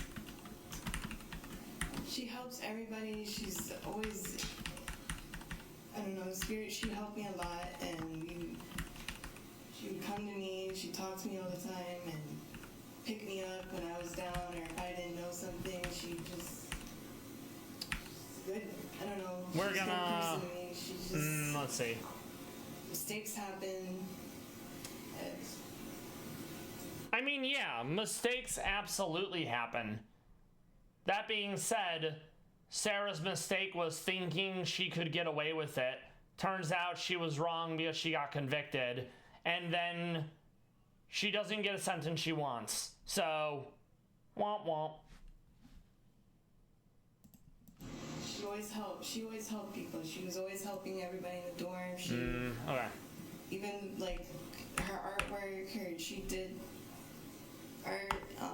If anybody needed any help or needed anything, they'd come to her. Nice. And they'd help. She would help them. Okay. Even if they, did wrong to her, she would still go back and help them and praise with them and pray over them and everything. It's just. Was she a little bit older than you? Yeah. How much older was she? 40 in her 40s.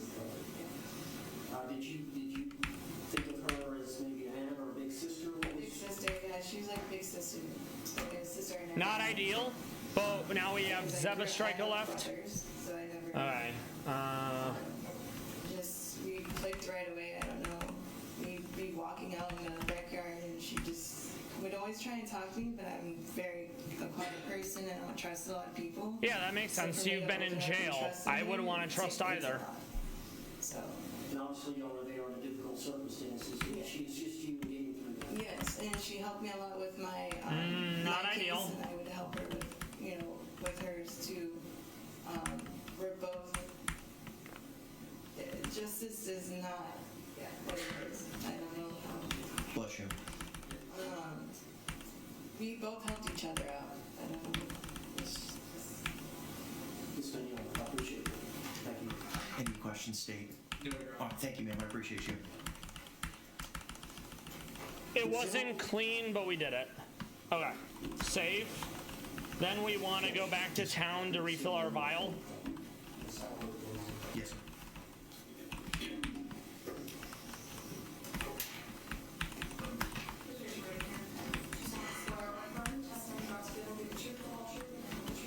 Ma'am, good afternoon. Could you state and spell your name for the record for us? My name is Mariela Hill, M-A-R-I-E-L-A, last name Hill, H-I-L-L. Thank you. You may proceed, sir.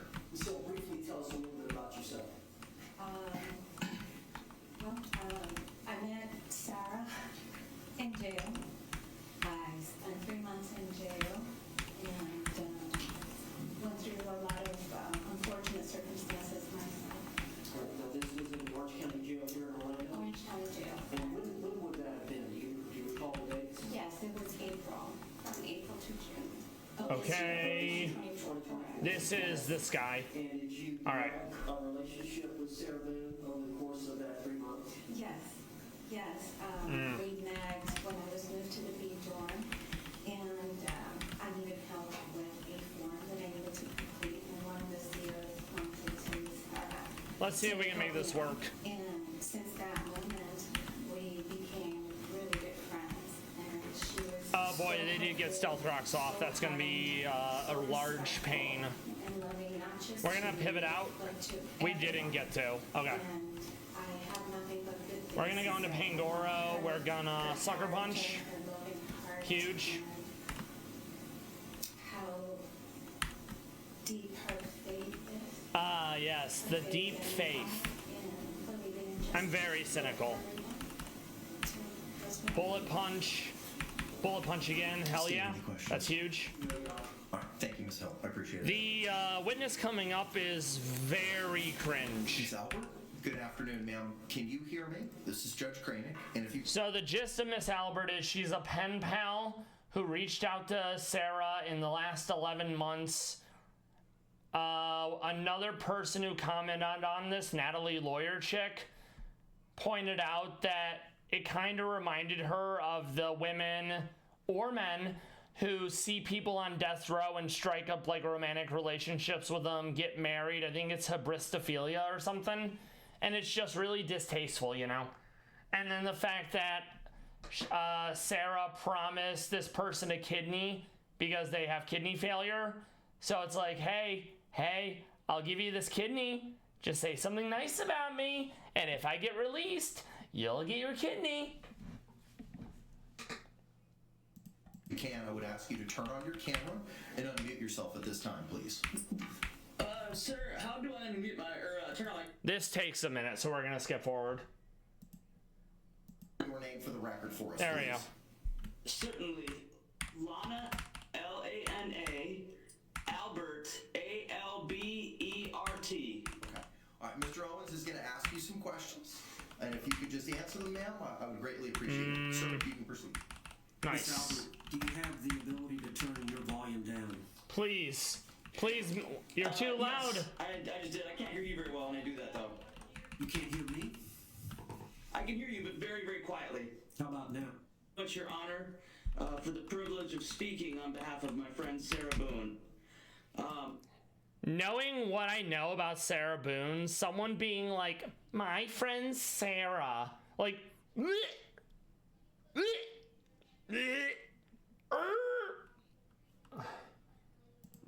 I also want to extend my heartfelt condolences to everyone here affected by this terrible tragedy, which has brought us all here and listening in. Many articles and videos and opinions of Sarah have... We have an ad in about 20 seconds, so I'm going to do a quick breb as soon as that procs. We'll get back to the hearing when ad time is over. So I already have a Fomantis, which becomes Lorantis, so there's nothing here we can grab. See you all in a bit.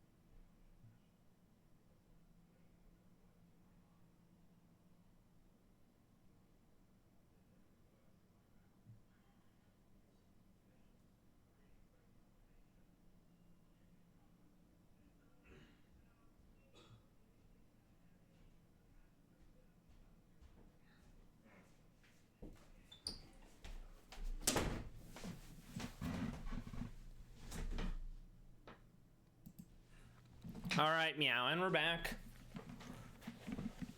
So yeah, this character witness from Miss Albert is very off-putting, and as it goes, I believe you'll see why.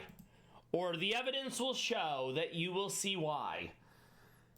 Gone out in the airways and on the webs. Opinions that have been formed and commented on so much that it's hard not to give into the temptation. Bear in mind that she's also going to say that she learned about this case because she's big into true crime. Florida is known as the Sunshine State. There's laws that are called sunshine laws that makes it very easy for the public to find out about a case. Records, documents, various pieces of evidence, etc. So knowing that, and knowing that this happened almost 5 years ago, the crime, and the videos have been out there on YouTube, the interviews have been out there on YouTube, you would have known that she's been through 8 lawyers, that she wrote a 58-page letter chastising her current lawyer, hoping that would quote-unquote kick her butt into high gear. And this person is like, my friend Sarah, because blah, blah, blah. It's kind of mind-boggling, you know? To treat people like a comic book or a fictional character.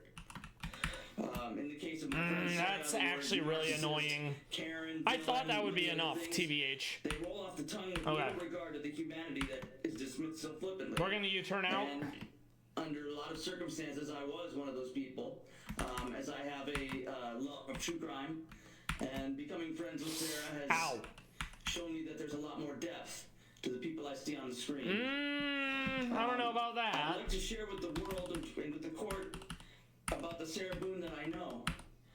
Sarah Boone is a kind, honest, and good person. Yeah, okay. The Sarah Boone I know is one who loves animals, especially the kind who are damaged. That's fine. How many of us would take in? That being said, it's also not uncommon for people who want to take advantage of others to look for things and people who are weak and vulnerable so they can have leverage over them. Easier to control.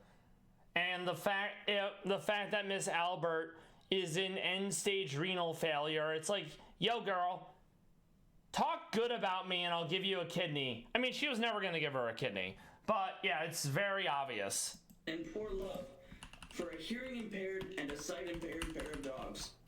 Alright. She has a natural instinct to help reach out and give of herself. Crap. Her time and energy and love especially to those who are hurting or damaged. You all have seen her fight for her own life and truth here. I tell you this, she fights even harder for I messed those up she here. loves, giving time, attention, and companionship without a single thought for her own gain or what somebody can do for her. And one huge example is in the matter of our friendship. As I said before, I have end-stage renal disease caused by a genetic illness called polycystic kidney disease. Which is horrible. I feel bad for this person. Things I've taken for granted have been taken away from me. I cannot appear in court in person because I can no longer walk, as my dialysis treatments have affected the circulation of my legs and has confined me to a wheelchair. Yeah, I feel bad for this person. They got taken advantage of by Sarah Boone. Through it all, I have many friends and family I love and cherish. Sure. Sarah has distinguished herself differently in this way. In the course of getting to know her, I started sharing the progressing state of my health. It was like lightning had struck her. The moment Sarah had learned the depth of my struggles health-wise. Yeah, the moment a narcissist, the moment a manipulator, the moment a piece of shit learned about a vulnerability that they could leverage against you, boy, did they. She was never gonna give you a kidney, my girl. She's been lying since day one for 5 years. It's all been documented. And the fact that you're like, well, I believe it. It's like, I got a bridge to sell this person. That's how unbelievable this is, in my opinion. She straight up offered strenuously to donate a kidney to me. I gotta tell you this. I hope she's not mad for me showing this, but she had no hesitation, no concern over personal risk or personal gain. I want to convey to this, out and around the world, that is merely offering is a good and heroic act. It's not if you never planned on following up on it. It's just another lie. That is you know? huge. I don't have anything of equal value to give to her. You're doing this testimony. She found it of value. She did it as a reflex. Also, Sarah was examined by people who are experts regarding personality disorders. And in order to be diagnosed with narcissistic personality disorder, you need to have 5 out of 7 total. She only had 3. So she was 60% on the way to a narcissistic personality disorder, which is different than having narcissistic traits. But no, she's absolutely a narcissist, and she wanted to use you as leverage, and she succeeded in convincing you to do this, but that's okay. We love that for her. X action. As a good person. After the verdict came in October, we spoke that night. And we're out of the double battles. Hell yeah. This, but I mean, that's fine though. Don't worry about it. What happened in the court, the thing that made her emotionally break was that she realized she could no longer be a donor to me. Oh, that's right. I mean, all these other horrible things happened to Sarah, but the one thing that, like, grew her heart 3 sizes was she could never give a kidney to you.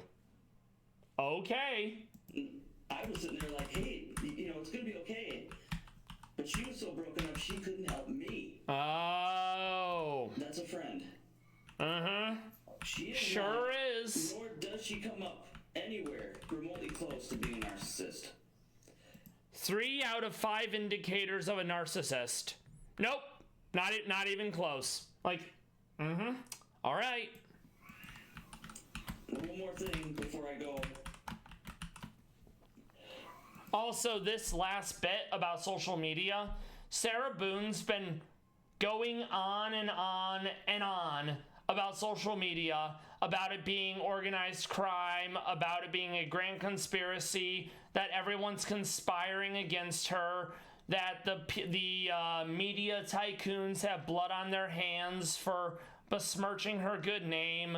And this segment that Miss Albert's about to read more or less chastises social media. So it very much feels like Sarah's like, yo, I have a letter for you to read, and if it gets me found not guilty, if it gets me a lighter sentence, when I get out, I'll give you a kidney, you know? Social media has worked to rip the blindfold off of Lady Justice, to take the sword out of her right hand and start assassinating Sarah's character. However, the scales are the balance. As it says in Psalm 85, mercy and truth. Oh yeah, make sure to quote a Bible verse. Righteousness Absolute and monsters. Justice isn't justice without mercy. Our pursuit of righteousness isn't complete and right without peace. Luckily it's not really a battle, so we're fine. The honor of speaking for my friend Sarah Boone. I hope that your justice is mixed with mercy here today. Thank you. State. Yoink. Any follow-up, Mr. Owens? No, Judge. All right. Thank you, Miss Albert. I appreciate you. I don't.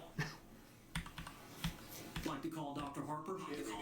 And now this was the doctor I was talking about earlier, where she's gonna speak, and then the prosecutor is more or less gonna tear her to shreds. Dr. Harper was also the doctor who examined Sarah Boone mentally and did testimony at the trial. So it kind of makes sense. She's already so involved, and the defense is gonna have her talk to give more mitigation.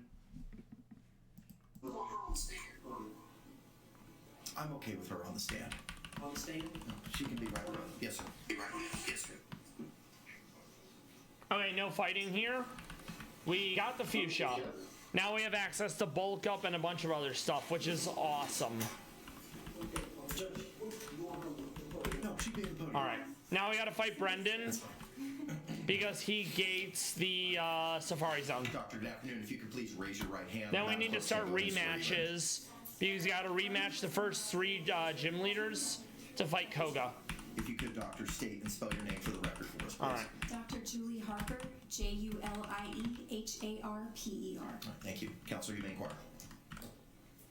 And Dr. Harper, we all know you were here a few weeks back for the trial, and your testimony, so the judge knows quite a bit about your testimony. But if you could, I know that you prepared a report, and we have submitted that to the board. Fake out, huge.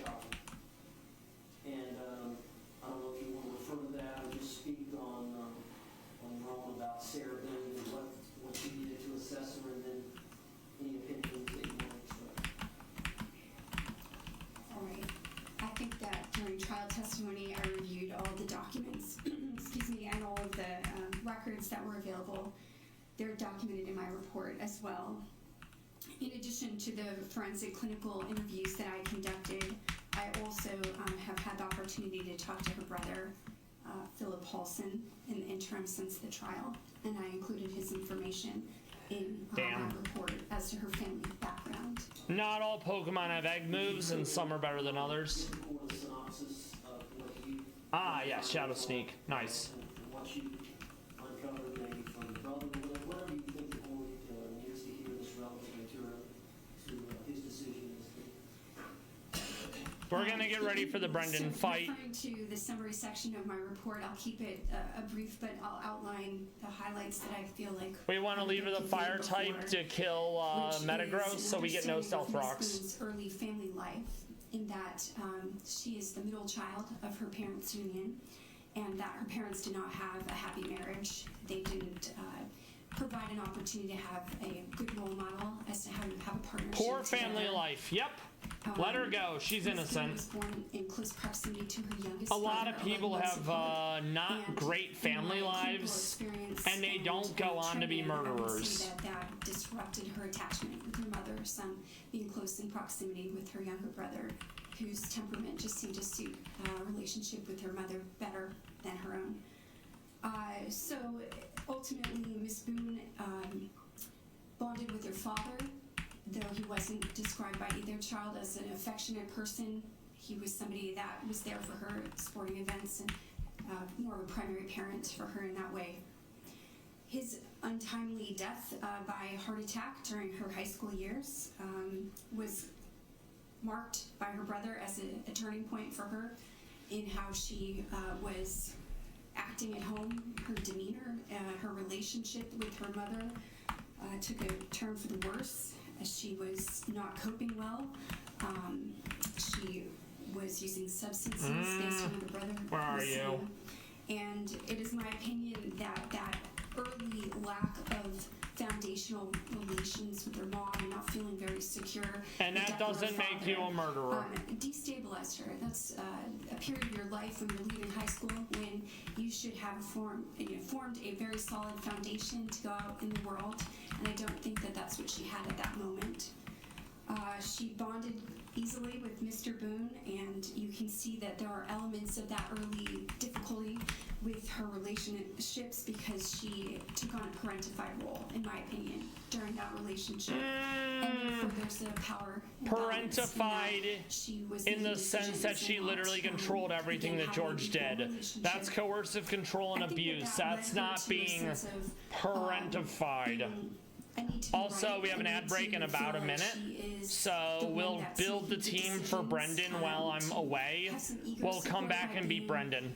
In the right all the time with Mr. Boone, and I think that led to some behaviors that she carried over into her relationship with Mr. Torres, in that she's parentified around him and acting more like a parent-child relationship, being facilitator of housing and I have to go special Blaziken because Metagross has low special defense. Was very seriously misaligned as her brother and the property manager of their apartment. I will see you all in a bit. Had verified they saw her being abused, physically abused, and so.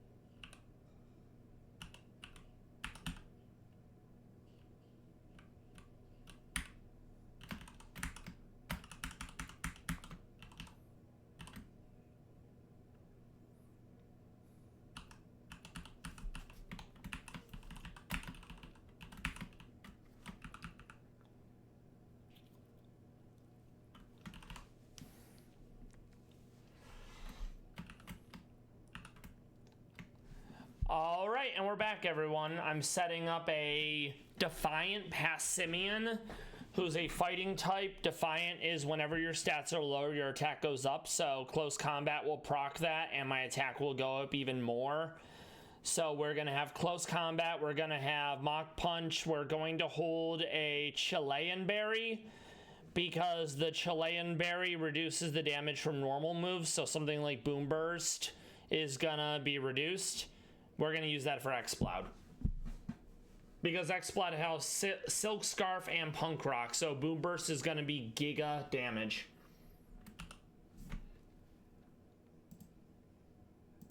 In serious ways, or the effects of the abuse and bruising, or calls to them. It is my opinion that she called for help, but when people got tired of her not leaving Mr. Torres, they stopped responding to those calls, and basically Ms. Boone handled. And that absolutely can be a thing. You have a family member or a friend who's in a relationship that isn't healthy, and you really try to do everything you can to be like, get out of this relationship, it's not worth it, but they keep ignoring what you're saying, so then it's like, you know what, I just have to cut ties. I've done all I can, and they refuse to get out of the situation. So that, so Miss Harper is more or less postulating that, oh yeah, Sarah had a bunch of friends, and none of them were able to convince Sarah to leave Jorge, so yeah, no, that's fun. And thankfully, the state is going to rip Miss Harper to shreds after she gives this statement. Things on her own, and as other people with healthier boundaries probably would have left, she being acting out the pattern of intimate partner violence to not leave. She stayed. No, she did not. Smart for others, or others would have said to leave. Right. Sorry. We're gonna get rid of Sneasler for a nice type for Septile. Not leaving the relationship is a long-term anxiety problem that became post-traumatic stress disorder. There is an earlier instance of exposure to traumatic stress in that she was the person in the hospital after her father died who found him having students perform.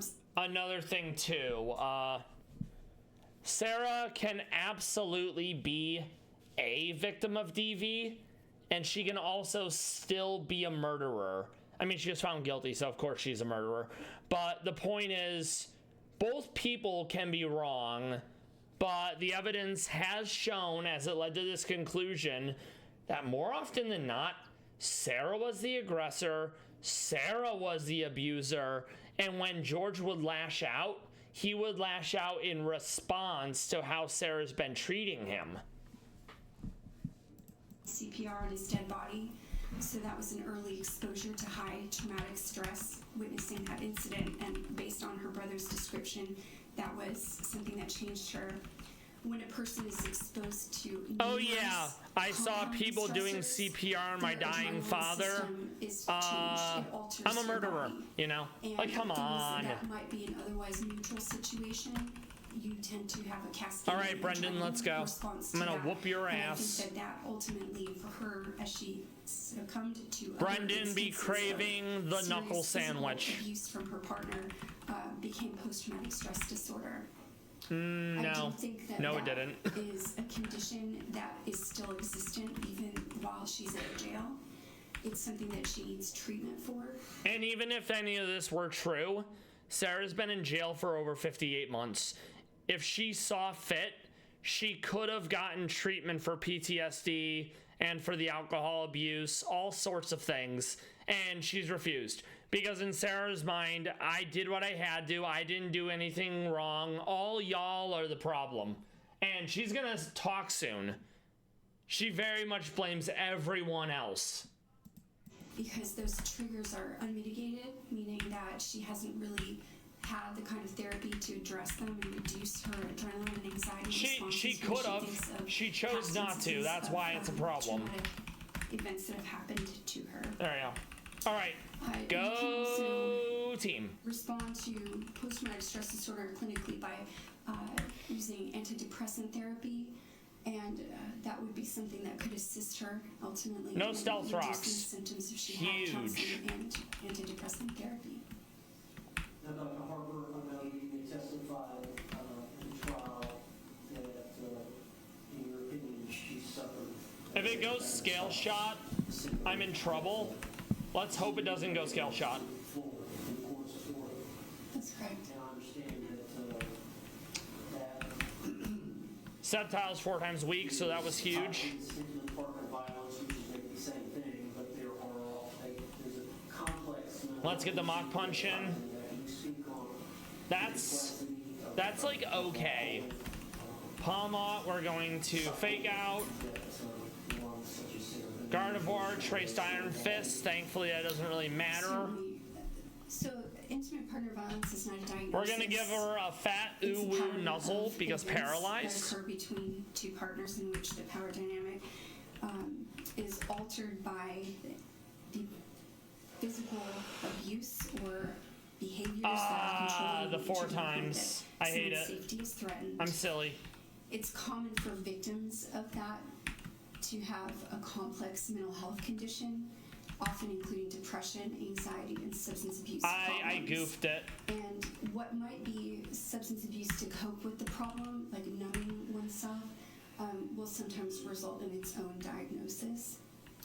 Maybe I get the burn. Pattern of intimate partner I don't. violence, I think we covered in Okay. the trial, but just in summary about that, there are phases in which at first bonding of the two partners might be something positive. They've got something in common or have pleasurable time together. And then the secondary Brendan phase down. of that is when there is change in dynamic and some kind of We're gonna traumatic go through event, Safari Zone now. occurs, some instance of physical violence. Save And so I don't then, have to do that again. There's a third phase in which it's like a honeymoon phase. She's talking about the cycle of where they're trying to violence write with the the honeymoon relationship. phase, So the in love phase one, bombing. we're It having constantly something goes tone shifts. back and Phase forth, two, there is some up, incident. down, Phase three, there's a over and honeymoon over phase. again until someone leaves the relationship As that and or pertains to dies. anxiety, Also, in an abusive relationship, statistics show that the most dangerous time is when someone is trying to leave the abusive relationship because you're trying to exert your own agency and control. And if I can't have you, no one can have you type situation. I think that a person who suffers from intimate partner violence never stops experiencing. We're gonna that, grab Iron Hands. hypervigilance He's coming to waiting our for the Elite next Four team. Instance of violence to occur. So even though they may look happy, they might be experiencing something positive. All right. They've not really relaxed because. And yeah, if you're the constantly memory being that abused and could antagonized, you overoccur are again going to is develop still in their hypervigilance. mind. So they You're haven't on eggshells at all fully times, stopped experiencing trying to intimate make sure you violence. don't do It's something that just makes the what person phase snap of the or process they're in. go dicko mode. It goes into more detail in your report, which I supplied to the court, which is total of 11 pages, and I believe that's confidential document 25. That's what's been marked. I don't believe it's been filed in the court file. If it has, that's something if it needs to be, it's something we can address. I have reviewed it. It does reflect confidential privilege information on the first page. I don't believe it's been filed in the court file unless you Yoink. did it. Okay. Yoink. It already has been? All right, appreciate it. Yoink. Okay, excellent. Thank you, sir. And Dr. Harper, you're aware that the Ha Lucha. It's a portmanteau of Hawk and Luchador. It's one of the better flying fighters, especially since it has Unburden, which doubles its speed when its items used up. requirements of law were substantially impaired, that she requires specialized treatment for a mental disorder that is not related to substance use or addiction, although we agree that she does suffer from alcohol use disorder. So she has an underlying mental health disorder, post-traumatic stress disorder, and I additionally diagnosed her with alcohol use disorder. Also, you can have mental health disorders and not reach the very high burden of insanity, which would be at the time you committed the crime, you couldn't appreciate what you did was wrong. And there is nothing to support Sarah was insane. And thanks to her own testimony, thanks to the videos, thanks to the texts, it very much indicates that though Sarah was drunk, that diminished / reduced capacity because of self-induced intoxication is not a legal defense, and none of it even comes close to any sort of excuse, which we want, because we don't want people doing a murder and being like, oopsie doopsies, I was drunk. Would you agree she does require specialized treatment for a disorder that's not related to the substance abuse addiction? That's correct. And if she really wanted to get better, she could have done all this in the past 58 months. She was too busy writing letters and pretending to be the victim. Do you agree that the uniqueness of the circumstances, the facts and circumstances surrounding the case? SMH, my H. Yes, It was isolated. That's my understanding as well. But Other than she had the charge where she was both of them charged at one time, and I think she had this strangulation allegation, the felony case that was ultimately dismissed when both of them were arrested. she had a prior felony case. Facts are different in this particular case for her today. All right. I believe that's all the questions I've got. Now the defense is going to rip her to shreds because she more or less ignored a lot of stuff to quote unquote make her set of facts Any work. questions? Yes, she takes the stand so I can be open. Yes, that's fine.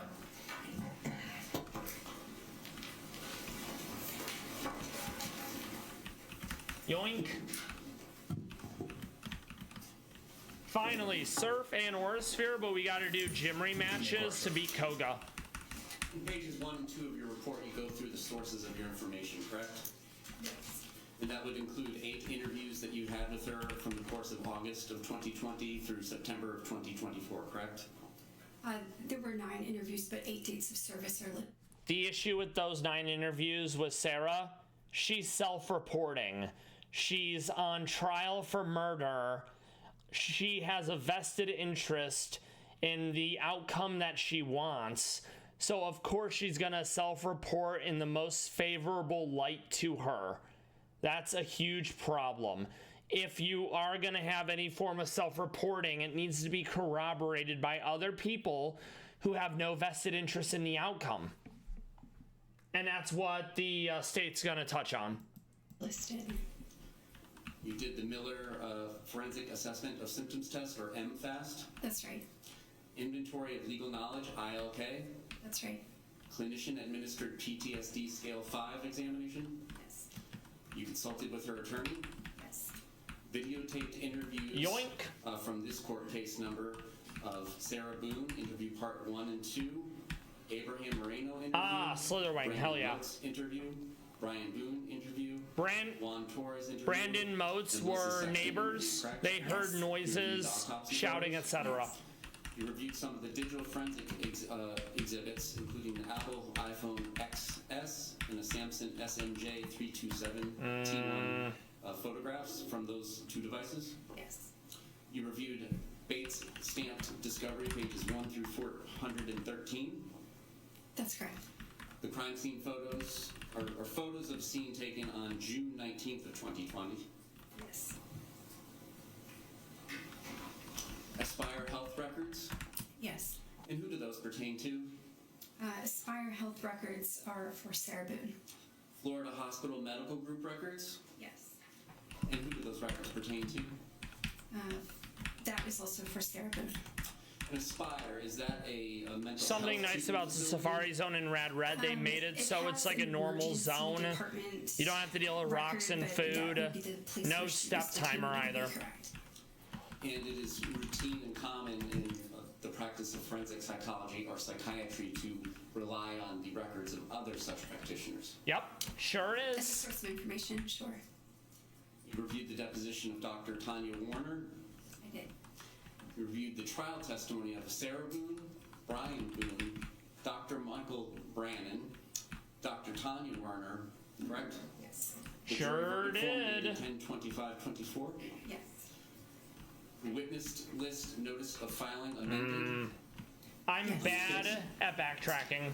Records of Jorge Torres or George Torres involving case numbers 2019 MM 5114, a 911 call and PDF, case 2019 MM 7193, Case 2019 MM7193, Torres Public Records. Case 2019 MM7193. All right, that's all we needed. Photos. Hell yeah. Central Florida Primary Care Records. We give the old man the teeth, so we have surf. Ads about to happen in 20 seconds. I'll see you shortly. For Mr. Torres and not Ms. Boone, correct? That's right.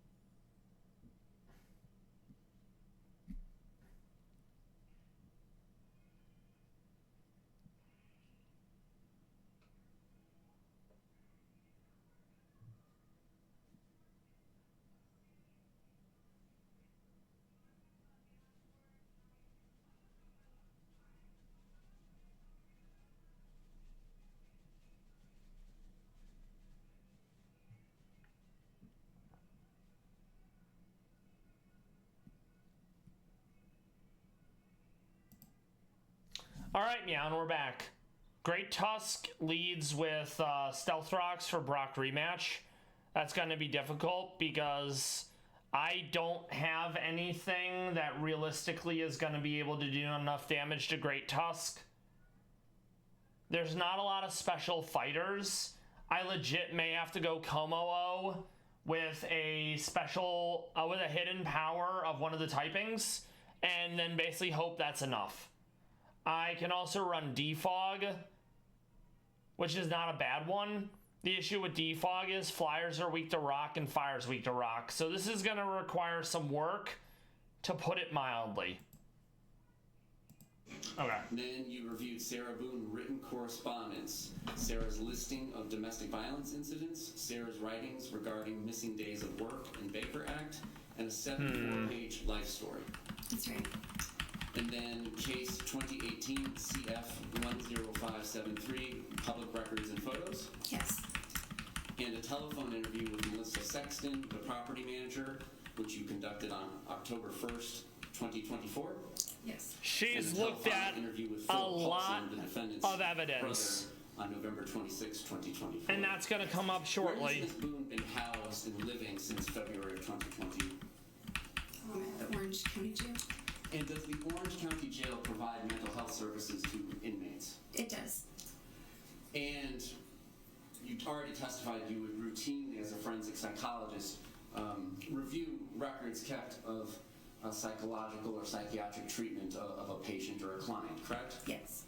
In this particular case, have you reviewed any mental health records generated by the Orange County Jail for Ms. Boone? No, I have not had the opportunity to do that. That's weird. So, look at all this stuff you looked at.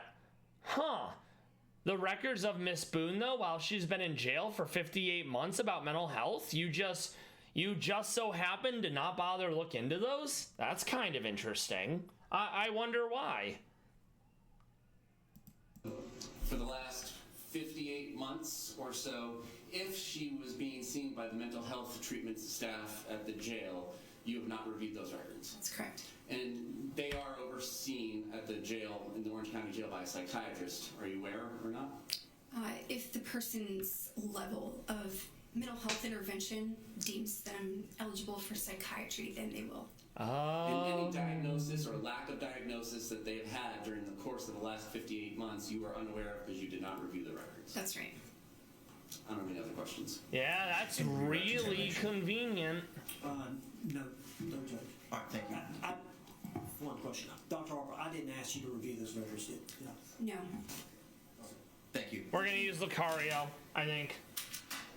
Judge, I believe you said it at the very beginning. Oh no, here we go. I had submitted several letters on behalf of Miss Boone, and she didn't hear that, but I wanted her to be made aware. Yes, ma'am. And you don't actually read those letters into the record, but you did read them. I have reviewed them. They're in my It's binder here. happening. How many do I have? Yes. Give me a second, I can tell you. I have...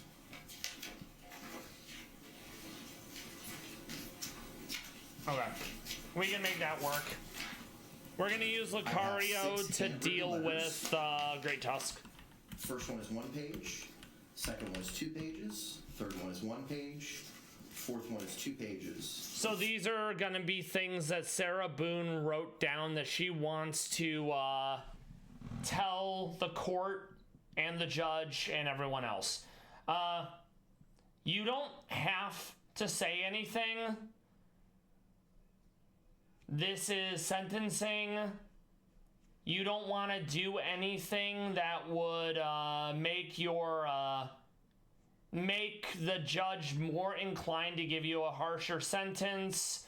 So sometimes it is fruitful to say nothing at all. But Sarah believes that she's in the wrong. She's been wronged by everyone. And she refuses to admit any sense of responsibility. So boy, she's gonna let us all know what she thinks. And it's a doozy is the nicest way to put it.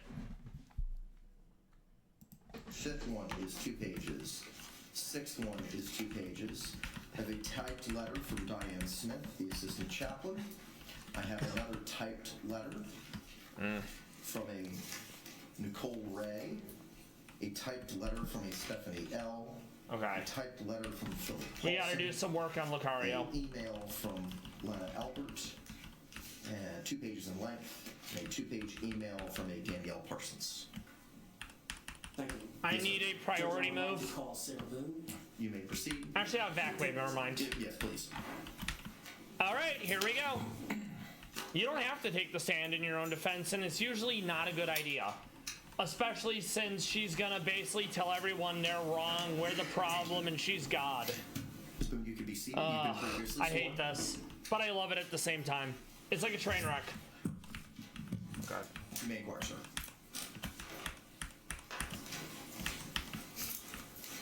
For the record, just state your name again. Sarah Boone. All right. Now, this is unlike a trial, so you're allowed to speak in a narrative form, as well as I understand you have taken some notes or written a letter that you want to read from, and then you want to speak to the court after that. Yes. All right. Why don't you go ahead and get started? And if you chose to say something to make a statement like this, the goal would be so they being the judge is more willing to show clemency and mercy, not to be like, oh, I'm gonna put the screws to this person, you know.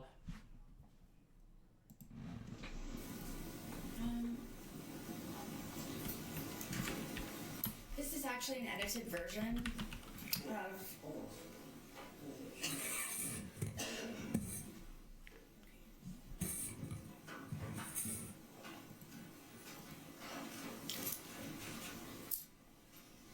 I had a lot to say. I've had a lot of time to think about things, and I didn't really know how to put it on paper, and I didn't know how much I could say or how She pared this down little I should say. a lot. What I have here is, like I said, an edited version. But I would like to read the more important parts that I feel that everyone should know that wasn't said in my actual trial. Okay, And go. on top of Let's what go. I have on Let's get it. paper, I have. This is just the tip of the tip of the tip of the iceberg. So I wanted to read this, and then, if I may, I would like to address everyone.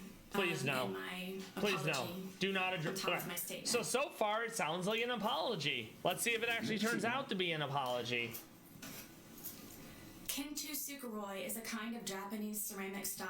She's talking about kintsugi. I don't know why she pronounces it Kintu Suguroi. I guess it's because she's an idiot.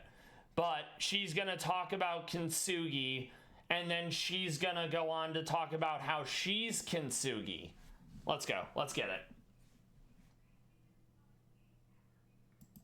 Which means to repair with gold. In this tradition, when a ceramic piece breaks, an artisan will fuse the pieces back together again using liquid gold or gold dust lacquer. So rather than being covered up, the breaks become more obvious and a brilliant new piece of art emerges from the brokenness. It embraces flaws, weakness, and imperfections, and also teaches the essence of resilience. Every crack in a ceramic piece is a part of its history, and each piece becomes more beautiful because it has been broken. This is the wisdom of Kintu Suguroi. In my wisdom and with all of my repairs, then, now, and ongoing, God is, has been, and will always be my artisan. All of my gold is forgiveness. This has held me together, made me shine brighter, and overcome the damage caused by George Torres. So does is this sounding like someone who's apologizing? Is this sounding like someone who's throwing themselves at the mercy of the court? Keep that in mind as she goes on this tirade. Family, the justice system, Orange County Corrections Department, social media, scoundrel detectives, infamy, defamation, ongoing constitutional rights violations, second-degree murder, forced into being pro se. Just as gold is very precious, forgiveness is invaluable. Forgiveness is not an attempt to change or forget who, what, or how you've lived through to be so gold, but an act of grace, humility, and considerable self-compassion to be set free from sorrow. Withholding forgiveness denies your brilliance and adds even greater grief and deeper heartache, irreparable cracks on top of the already that no one deserves, no matter the pain or disappointment, untruths or injustice. It doesn't matter, as the more broken you are, even though now different than before, you've become more outstanding and more extraordinary. Above all, when you let go of blame, misunderstandings, excuses, give up your anger and cease from resentment, this is forgiven. And when you forgive, you heal.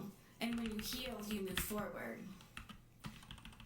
My goal begins with George Torres, and every time he slapped me, kicked. So remember, the homicide survivors of this case, aka family members and loved ones of George Torres, they're in the courtroom, and this woman is more or less being like, I murdered George because you found me guilty, but every time he did all these horrible things to me, this is like victim blaming to the nth degree.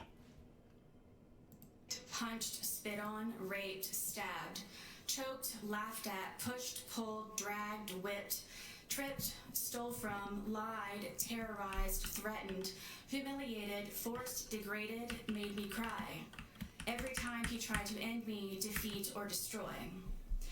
I forgive George for beating me senseless, for trying to sleep because I had to go to work or my son's field trip the next day, for ruining my deceased family's heirlooms, traditions, and keepsakes, my son's furniture, destroying the television we watched together, for wrecking our townhome by breaking windows, punching holes in the walls and doors, ramming his entire... Once again, Sarah murdered George, but she's forgiving him for the things he did. Entire body into glass doors, kicking in my front and back door over and over and over, for breaking or removing the locks from all of the doors and sometimes the knobs altogether, so I had nowhere to feel safe, including the sacred space of my son's room where he beat me bloody on his bed. For terrorizing... It's also telling that there is no one coming... there's no one who's able to come to Sarah's defense and confirm all these things she's saying George allegedly did. Every one of Sarah's character witnesses were after she was incarcerated. And it's funny, not haha funny, but it's interesting because Sarah had a bunch of videos of quote unquote abuse that she suffered from the hands of George. However, almost all of them, she was being the abuser, she was being the aggressor, she was berating him, she was screaming, she was hitting him. So she's going on about all these things that George allegedly did to her, yet there's nothing to corroborate it except for she's saying these things happened to me. Just trust me, bro.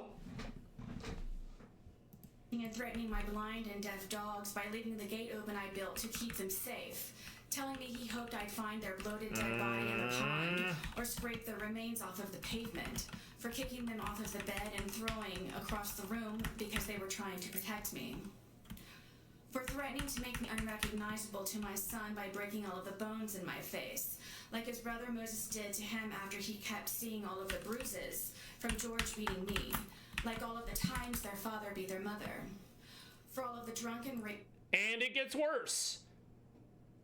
Even if it were true that George beat Sarah, now it's, oh, the whole family's trash in Sarah's mind. Don't clip that out of context. But yeah, it's like, oh yeah, it's the family. Their father beat their mother. So of course George is gonna beat me. Where do you think he learned it from? Rages and fist fights with so many neighbors when wandering into their apartments during hunting expeditions after I had escaped. For drowning me in liquor and wine because I didn't want to drink, causing me to urinate on myself, then butting the end of the bottle in my face, giving me 2 black eyes and a bloody nose. For making me experience what it is to be sodomized. Hey, yo. Threatening to kill my friends and the neighbors when... Ads about the trigger. Grab some water, grab some snacks. We'll be back shortly.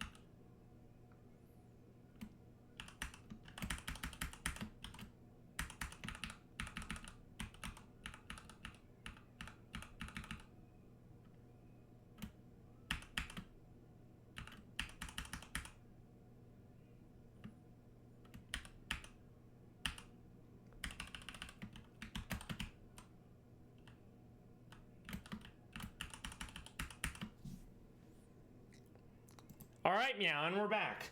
I'm almost ready for the Brock rematch. When they checked on me to make sure I was alive and in one piece. For threatening to burn down our townhome and set my car on fire because I got a job. For holding me hostage on weekends my son was supposed to come over by keeping my keys around his neck, my phone in his crotch, and a butcher knife stuck in the middle of the table. Once again, no proof this ever happened. For stabbing me in the leg and not letting me call 911 for an ambulance or seek help, where I nearly bled to death until I concocted a lie to save him from being arrested. For destroying my phone with a hammer because my son called. For me experiencing ever being arrested and after today, prison. For beating me almost blind, crushing my occipital lobe. That would require major surgery. Like in the cartoons, and there's no record of it. Has a tall lump on their head. I had that too, and many times. For dragging me downstairs by my hair in the middle of the night just to sit next to him.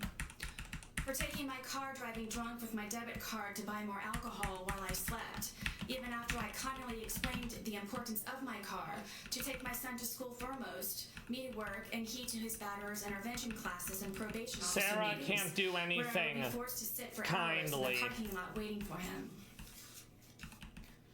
For causing me so much trauma and pain, mentally, physically, emotionally, I had to be hospitalized more than once.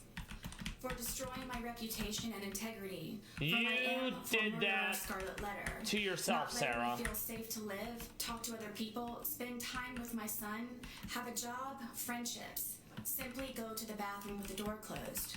Or go to sleep soundly or comfortably. We'll do it that way. I forgive now George we need for him trying someone for in so many Ursuluna. ways, so many times to end me with his terrifying love. Oh boy, this is gonna hurt. I also forgive the Torres family, his mother and father foremost. So yeah, you're the murderer. This is supposed to be something that have mercy for what I've done. But no. I forgive everyone who's wronged me. The people who allowed this to happen. Especially the family. Like, she deserves what she's getting and more. Like, this is the banality of evil. She's boring. She's plain. Evil isn't sexy. She is a cold-blooded, remorseless, manipulative, vengeful, and hateful person. And if there were any inkling of maybe this person can have a redemption arc, this speech, it destroys that for me. Also his 2 ex-wives and daughters, all for knowing who George was, capable of, and has done in the past. His history of violence and where he learned it, then to keep turning a blind eye when I would ask for help. All of his siblings, including Pharrell Torres, who is now on his way to prison for stabbing the mother of their baby in the side of her head. For everyone who knew what George was doing to me, sometimes how and when, but allowed and enabled. I forgive them for caring too late. I hope they all ask themselves while quiet and comfortable in bed at night the uneasy question, what could I have done to stop this from happening to both of them? And after all the times Sarah tried to, by asking for help, from all of us, and so many times. Another great contributor of my gold is social media. There it is. It's always social media's fault, by the way. Gained from my criminal case as a whole, and for sentencing me by anticipation as a result of ignorance and hate, conjured and fabricated by the organized crime that is social media. Social media saw through her bullshit, so of course they're against her too. My law case is the new prey waiting to be picked apart and pillaged from me being made infamous by social media in my criminal case. It simply seems I cannot forgive and be forgiven and move forward. Social media has made me a pariah. It has caused great oppression and undeniable disadvantages, especially by broadcasting and manipulating my cases online. In my criminal case, as a result, my opportunities to be given a fair, proper, and uninfluenced, successful conclusion was heavily depleted and poisoned. I forgive them. Also, all of the media tycoons for not having a life of their own, trying so desperately to make themselves seem so right by making me appear so wrong. forgiveness for prejudgment, ridiculous theatrics, lies, making and taking blood money from my and others' misfortunes, accidents, and we're gonna use Slitherwing, and we're gonna give it multi-scale, so it takes less damage. And even after all that's been said and done, theorized, hypothesized, scrutinized, and blasphemed. Blasphemed? Are you God? In the end, I forgive myself for not cheating. I would argue that Sarah being like, after all this time, no one knows me. This speech that she's giving, which is meant to be mitigating and not aggravating, aka making it worse. This is who Sarah is. Hateful, vengeful, spiteful, everyone else's fault. I'm God. Oh, also, I love that she forgives herself. It's like, oh, well, in a serious light, being able to forgive oneself is important. It's good for one's mental health. It's part of a healing process. But not this. Choosing my life sooner, for not being more brave, vigilant, bolder, and outspoken. Oh, that wasn't your problem, Sarah. Emotionally and spiritually. For being hopeless, desperate, simple-minded, weak, and inexperienced. She was in control. She wasn't the weak one. And that the vicious cycle of never ends. And it's even worse because yet again, she's another person co-opting, oh, well, I'm a survivor. And she's also been co-opting Christianity. That'll come later. And they're using it as a cloak to justify and manipulate. It's so heinous. It reminds me of Jussie Smollett, who faked a hate crime to get more popularity. I had nothing to compare to. I've never been hit by a man ever before in my life. I was raised hitting a woman was wrong. It is wrong. No excuse. But you're also a piece of shit. For not escaping permanently, for not fighting back sooner to save myself, my son, my dogs, home, and car. Having 20/20 hindsight, thinking of everything I could have done differently or better to avoid the outcome. I think about this every day since. Also, of all the good days we had together, for him at least, while I was constantly in so what are we looking at realistically? Making sure I did everything right all the time. If not, the great possibility I would be ended as George threatened me with so many times before. I forgive myself for falling in love with a monster, and no matter how grotesque he I gotta be special attack. Never mind. I tried breaking the spell so he wouldn't be a monster. Yeah, I gotta be special attack for this. I saw who he was inside. George made me then, now, and always love him for all of his cracks also. Oh, so you just shit-talked the victim and the victim's family, but you're also going to talk about how much you loved him and how much he loved you and how no one understood your relationship? I think everyone understands. You were abusive, you were controlling, you murdered him, and it's everyone else's fault. We made each other our own brilliant pieces of art from the cracks. So it has to be special. Unfortunately, not all cracks can be. In all of my forgiveness, George is my greatest lesson and will forever be a part of me. I think of him every day and still speak to him when alone in the rec yard. I ask his forgiveness and that he looks for me at the gates of heaven so I can tell him how sorry I am, endlessly, and that I never stop loving him. If you're showing up to a gate, it's not heaven, Sarah. When I first came to jail, I put my mat under my bed and cried all day and all night for months, only falling asleep from being so exhausted with grief. I wrote him letters. I wrote his family and his daughters, apologizing for asking for their forgiveness. But due to fear that my life or sons would be jeopardized, I did not send. I am sorry. And that's another thing.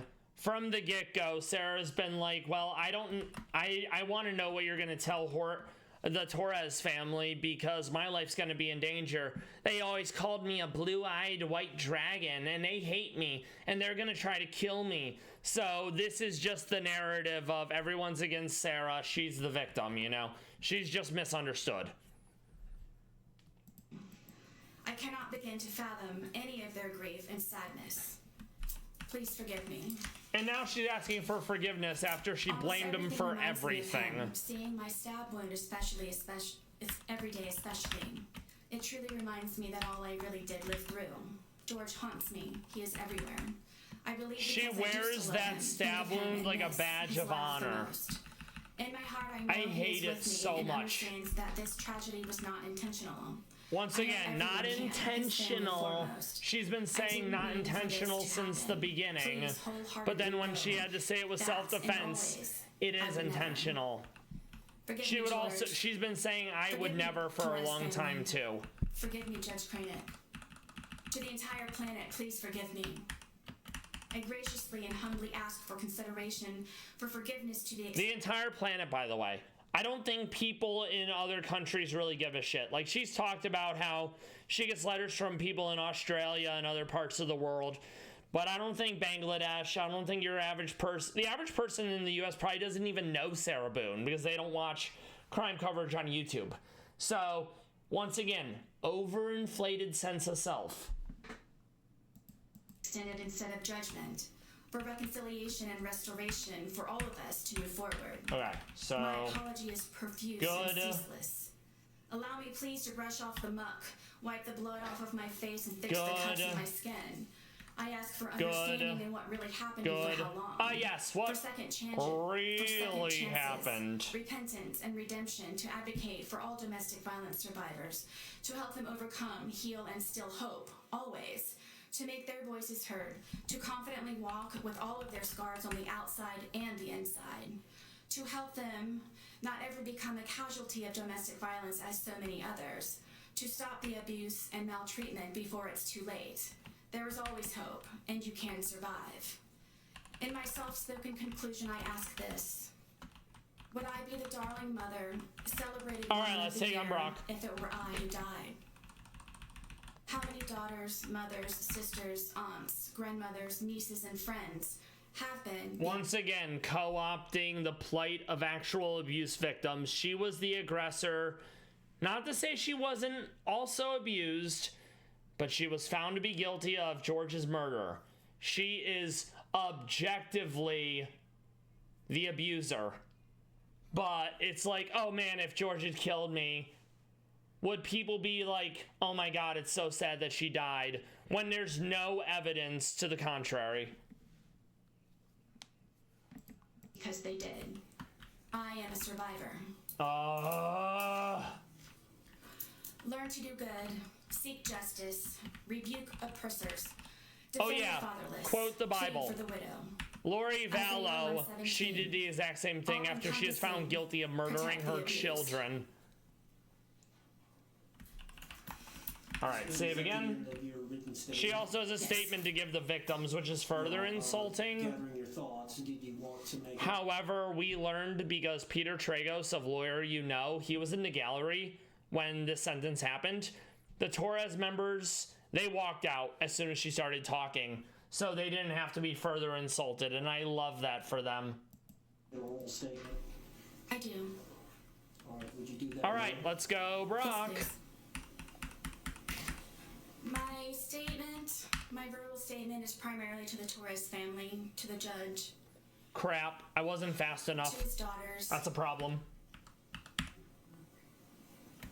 I So know now we you gotta all play know around who I stealth really rocks. am, and that I did care for George, and that I do still love George.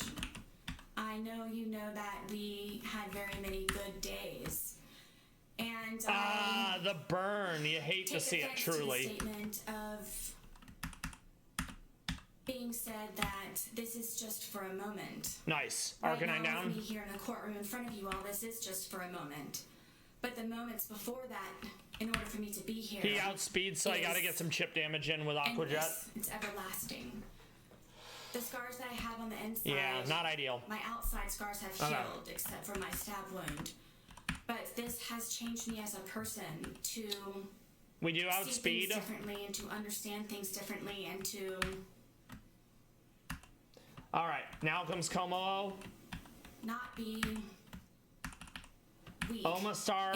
And just try to protect yourself and This is gonna really hurt. forever, regardless of the time that I may Okay, receive how do I from want to do today, this? I forever will have this experience. I forever will have George Torres with me in my heart, in my mind. I don't my like body this, and my soul, but we had as he to and I used to because say I that we had were no way to one soul split into swap two out bodies. without losing This is someone. not just for a moment. It may be for everyone in this courtroom, but Oh, when I leave, huge. this is forever. When you all leave, that this is forever. This is forever. For Weakness everyone policy, we here don't want it to and proc. those We're who gonna it go into matters to Pangoro. most. I We're am one gonna of knock those off who to get will rid of experience his this forever. weakness policy. I'm sorry. Words do not define my I think I'm shame. dead, so I'm gonna go And- bullet punch. It wasn't enough. Yeah, the sand would have killed me. What else it is that I Okay. can say and convey to the Torres family how this happened.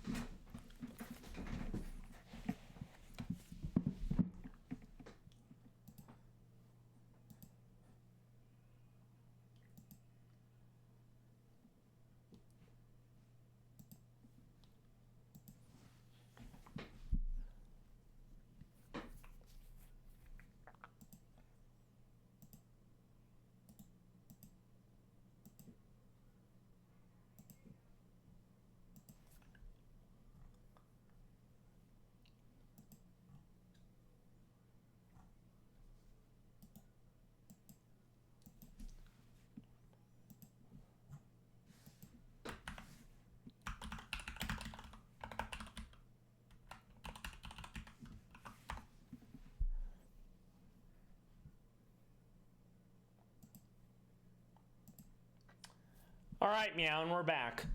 So we did it first try, and I love that.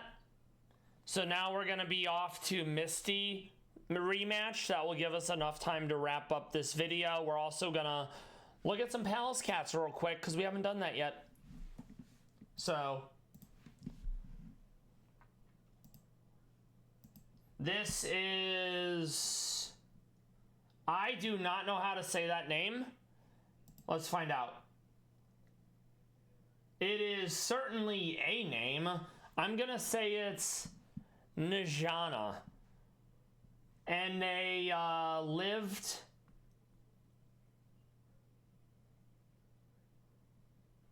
They lived at the Caracol Zoo. I'm not sure if she's still alive, but she's absolutely adorable. Apparently... Oh, I see what happened. Okay.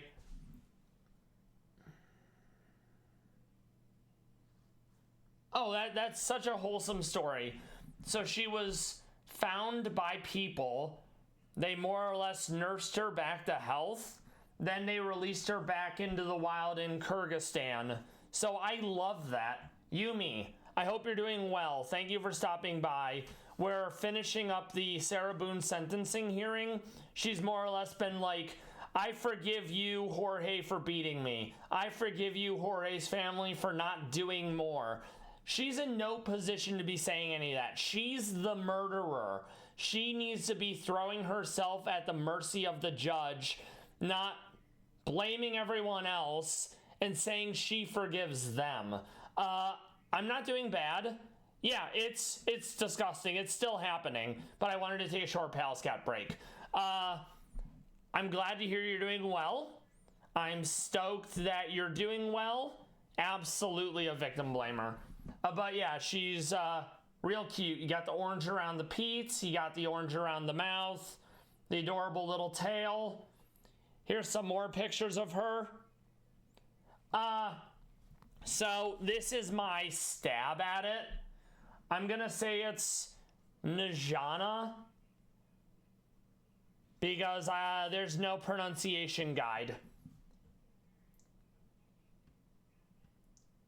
Or you could say it's Karakolskaya, and even then it probably wouldn't be right. But yeah, she was found in the wild.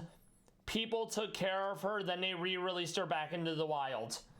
And she's looking mad silly right here. She's got an adorable pink little nose. Very low to the ground because they're ambush predators. Look at those big old peats. Big old eyes. I think she's adorable. But yeah, so she was captured in a village in Kyrgyzstan, probably similar to Karaganda. Starving cat, almost dead, stumbles into village. People care because they're not monsters. They contact a local zoo that specializes in exotic animals, and they're able to, yes, super done with everything. And they were able to successfully release her back into the wild. That's why we don't know anything else about her. But that's a great story. We love that. Let's look at a few more. This is apparently Shawl. She was the mother of the Flower Five. That's Olivia, Primula, Lotus, Irish, and Grusha.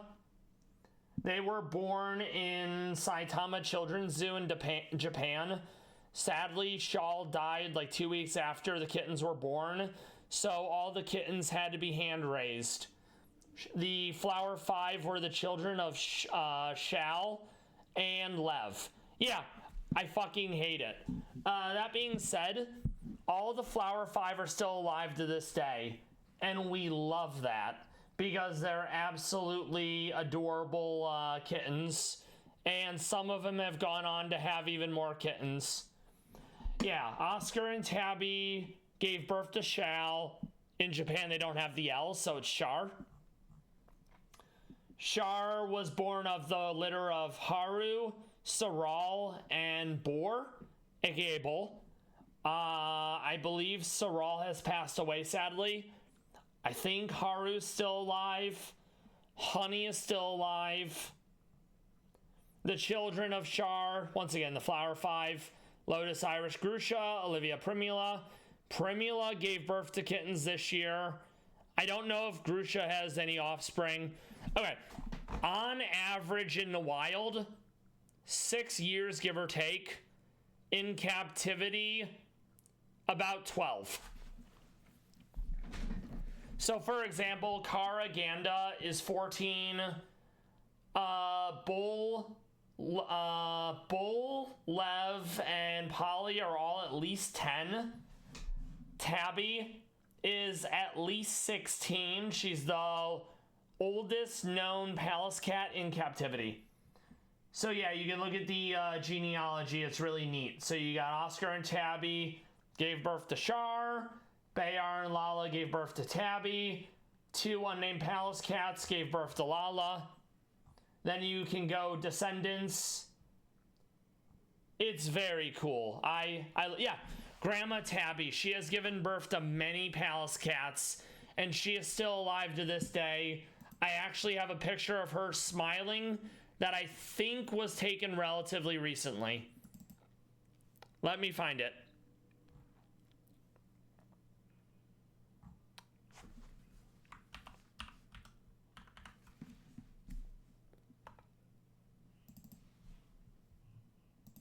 That's Tabitha. I believe she's still living out her days at Saitama's Children's Zoo, but she's no longer in an exhibit that's open to the public. She's relaxing, living her best life until she crosses over into the big sky bridge. Yeah, absolutely adorable. Palace cats, people say they're ugly because they look constantly grumpy, but that very much looks like a smile to me, and I fucking love it. We're about to beat Brock rematch. He has a T-Tar that did one dragon dance that had its weakness policy knocked off, and I have a full health Hisui and Decidueye. And no, most people I talk to don't think they're ugly, but I've encountered at least 2 people who are like, these things are fucking ugly, and it's like, well, you're wrong, so, you know. Then we're gonna get ready for a Missy rematch. I want to be able to finish the sentencing hearing today. The ifs and whys and how really don't matter. It happened. All right, Brock down. Yeah, I agree. Grumpy in a cute way. I wholly agree. Words cannot describe.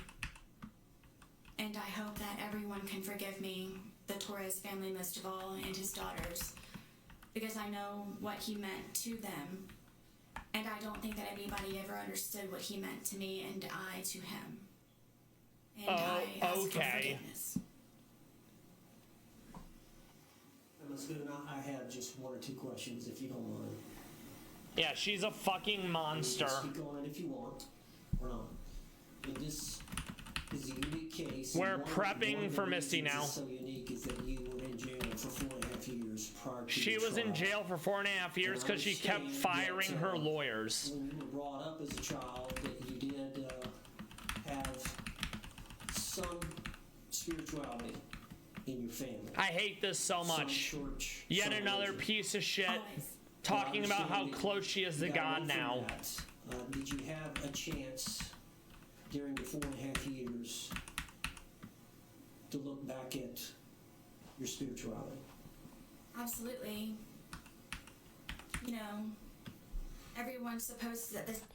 It's important to know that Sarah Boone was married to a man named Brian Boone. That's why she has the surname Boone. They got divorced. He was paying her $1,000 in alimony a month. So she's gonna say, on the outside, aka the real world, I was gonna work myself to death. Sarah did not have a job. She had just gotten a job, I guess, like 1 week prior to being arrested. But for the vast majority of her time after she got divorced, she was at home, living off alimony, drinking. So she was not, quote unquote, working herself to death the way she's gonna frame this as, I'm so grateful I went to prison because now I've been able to get closer to the Lord and I'm just such a better person.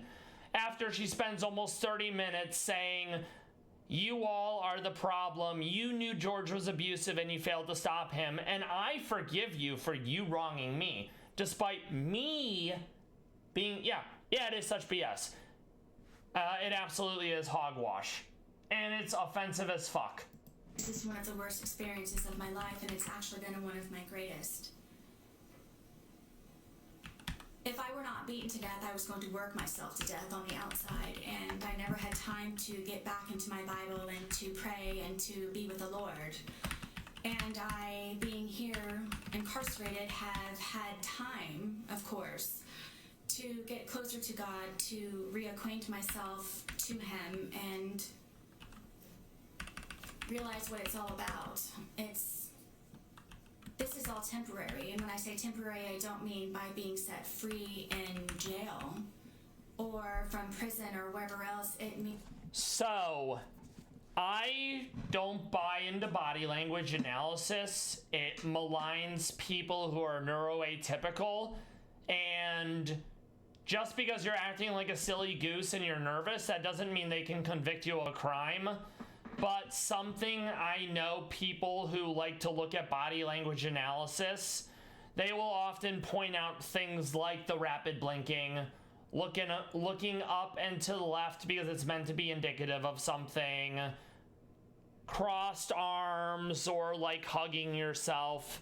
There's a lot that people will look at anecdotally and try to be like, well, because they're doing X, Y, and Z, it must mean this. Means being set free and temporary, meaning that you work for something higher, you work for God, that you strive for your crown to be placed upon your head by Jesus Christ by being said, "You have done well, my good and faithful servant." I've always tried to be a good and faithful servant. I was just a servant, as opposed to doing all that I can when my family were alive and I was going through everything up to this point. I've become so much more closer to the Lord, and it's made me such a better person, and I hope that I am an example going forward of the Lord's light and can draw many people to me because of it. I hate all of that. Any follow-up, Steve? Oh, no, yeah, and I wasn't trying to chastise you or be like, no, Yumi bad, don't buy into body language analysis. At the same time, it is hogwash, and be careful of people who use the pseudoscience that is body language to be like, oh man, this guy looks really fidgety and he's constantly looking up and to the left. Oh yeah, we're gonna bootstrap that to autism and make it more or less perpetuate bad facts, you know? But yeah, this whole thing of Sarah being on the stand, this would be, I'm gonna say things that will make the judge wanna be merciful to me. All the things she said, this removes like any chance for redemption. It removes all doubt that it was an accident or it wasn't intentional. And now the defense and the prosecution are gonna make arguments about, well, we believe that Sarah deserves this because of these factors. The defense will do the same thing, and then the judge will come to his conclusion. We have an ad break in about a minute, so I'm gonna be working on the team prep until we come back from the ad. Then we'll take on Misty and finish out the hearing. Yumi, make sure to stay hydrated, even if it is only a little bit of water. All right. No, I assumed that was the final word. Thank you. She returned back to counsel's table. Anything else from your side of the ledger, Mr. Owens? No more witnesses, Judge, just arguments. Okay. Anything else in rebuttal, or just proceed to argument state? Just proceed to argument. Okay. All right. Once Ms. Booth's seated, you can proceed with your argument, either Mr. J or Mr. Cacciatore.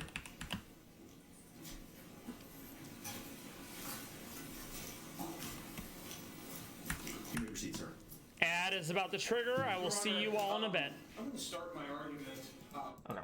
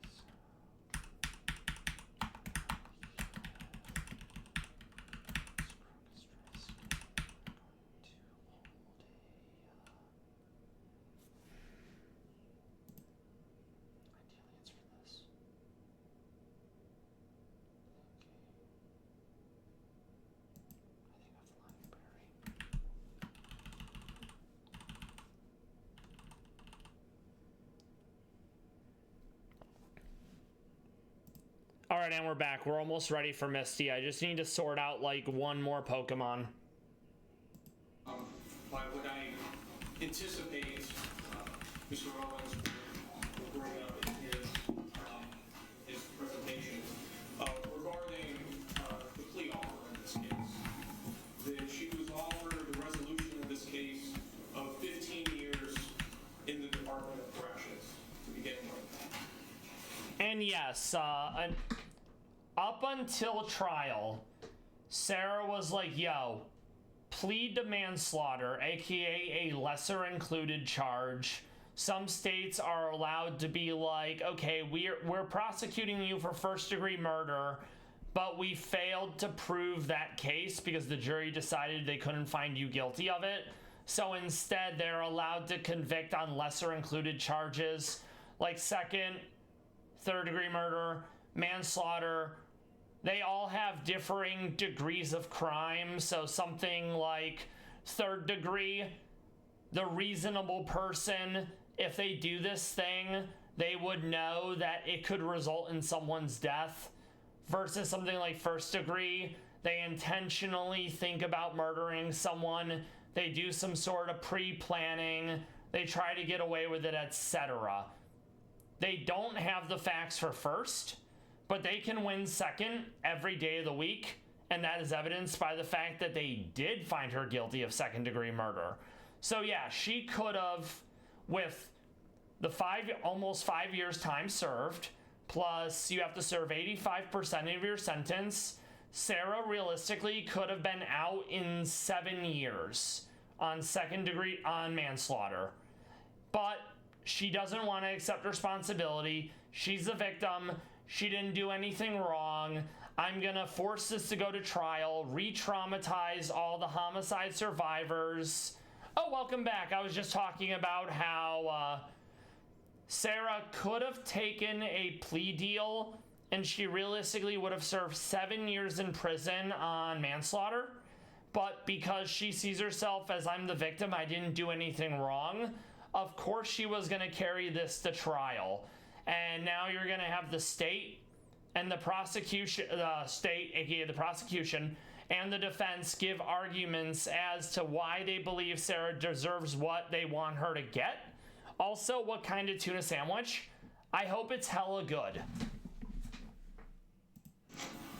I think it's important, though, that the entire circumstance of that plea offer is put forward. And there's something very critical to that. It's not just 15 years in the Department of Corrections. It's 15 years in the Department of Corrections, but it's predicated on something. And the consideration that it's predicated on is the defendant coming to court and accepting responsibility for her actions. I'm not much for provolone. That being said, my mom loves provolone. I'm a big fan of pickles. Are they dill or are they sweet bread and butter? I don't have tuna a lot, but I will occasionally go out of my way to make a tuna melt. And yeah, they can be a very good sandwich. For her coming to court and saying, I am responsible for George Torres's death. Hell yeah, that sounds good. Dill is great. It's a nice savory pickle, you know? And yeah, exactly. As Mr. Cacciatore said, the only way the plea deal works is if she's like, yep, I killed him. I accept responsibility. I am going to pay for my actions. And now the defense is going to be like, yeah, well, guess what? She didn't do that. So fucking throw the book at her. Because that consideration was never given in this case, the offer of 15 years in no way represents what Facts. this case is worth. Facts. Based and fact-pilled. Life is worth. Okay. That is an offer predicated on a particular circumstance. A circumstance of a first-time defendant accepting responsibility and giving every benefit of the doubt in coming to court and saying that they are ready to be punished. Those conditions were never met. So then we turn to this case, and we turn to this crime, and we turn to the actions of the defendant of taking the law into her own hands. I still have to figure out how I'm gonna beat the Swift Swim Kingdra. She has never shown remorse for that. She didn't show remorse for that here today. She again painted herself as the victim. She's the victim of George Torres. She recounted the litany of evil deeds and mistreatments. I think we're gonna go Granbull. That he perpetrated upon her. She's the victim of George Torres' family.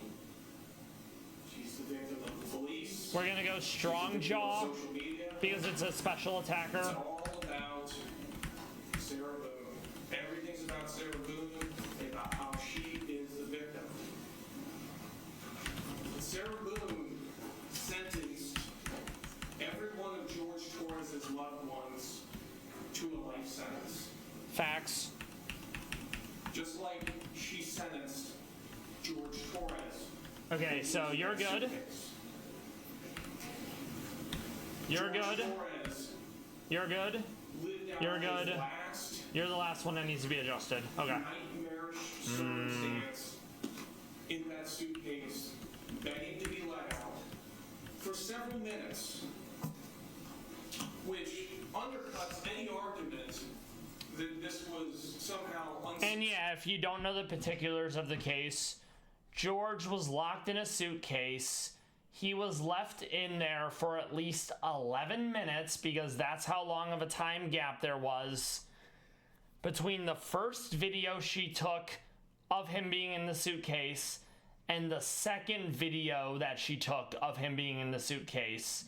And it is, in essence, a snuff film because she videotaped him being in the suitcase and he died in that suitcase. Yeah, it is an absolute horrible way to go.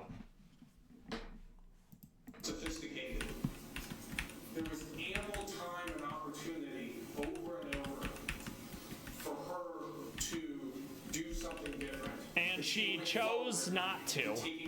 That's why it's such an issue. And ensuring that George Torres was never getting out of there. Well, she went up to bed. All right, Misty, we're gonna punch her in the teeth because it's what we gotta do. She can't say that she was in duress for the same reason. She was in such duress of George Torres that she goes upstairs. All right, let's see how we play this out. Your Honor, there's been nothing from the testimony of Dr. Harper either that establishes All right, any Kingdra. type of diagnosis that would give this court a basis. It's probably gonna go dragon move or a flying move. Has put blinders on to the fact that she has been incarcerated for 58 months. 58 months. It went dragon, we resist. To receive mental health treatment, and Play rough. the expert witness is absolute. Yeah, I'm a big fan of Kingdra. I actually didn't know it was a Johto form because I've never played a mainline Pokemon game. But yeah, I think Kingdra is awesome. It's dope that we more or less have a Pokemon that started in Gen 1 and still sees use in difficulty ROM hacks like Radical Red. It had Hurricane, Snipe Shot, I think Dragon Pulse, and Ice Beam. It went for the dragon move, we swapped into a fairy, we lived, and we killed it. So, one down. We love that. Incurious. Gorbis has Dazzling, so it blocks priority moves. Of those records or diagnosis or anything that would have been there would have said. I'm under half HP, so I think it's going to go random move, which kind of messes up what I want to do because I need to bring in Sneasler to break Sash and get a poison move on without taking damage. So, alright, Sneasler. I hate that.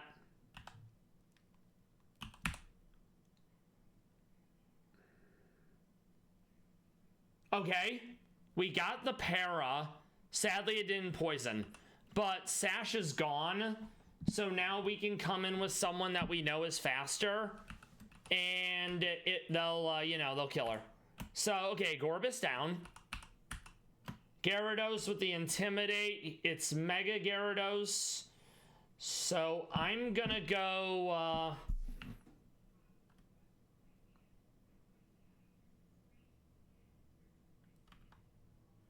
it's about to become Mega, so I'm gonna go for Trip Arrows. And I'm gonna hope that that gets the job done. Okay, it went D-Dance. Not bad. We're gonna go... Please don't die. Nice. Okay, Mega Gyarados down. There is no valid basis for a downward departure in this case. She deserves... If you're not aware, a downward departure would be if someone has to get X years as a mandatory minimum. Downward departure would be going under the mandatory minimum. Judges have that level of discretion. Yes, I am grateful that Lev managed to live. I was like, it's gonna happen. I probably would have died if he was able to do 2D dances. Palafin comes back as 0 to hero. I'm low HP, so it goes random move. But 3 of Palafin's moves are water. So we go into Dry Skin Toxicroak, who ideally it does the water move and it fails. It does. Awesome, we love that. Mr. Owens, response? We fake out into Poison Jab. Get a poison would be nice. No poison. First off, I want to thank you for taking the time to... It's just gonna keep Drain Punching me because that's all it can do. Review the letters on Sarah Boone's behalf. We got the poison, that's huge. But we've all been here. Sucker Punch for the kill. We've been here for the trials. We've all got some age on us. We've all got some life experience on us. And this is a unique case. I really like Toxicroak. Poison fighting is problematic because 4 times weakness. But with the Google Docs, you can see what everyone has, what their movesets are, what their abilities are, etc. So it makes it a lot easier to use Mon that would be difficult to ever see play. This is probably Dragon Pulse. My Fairy is gone, so we're going to have to get clever on how we take down Archaludon.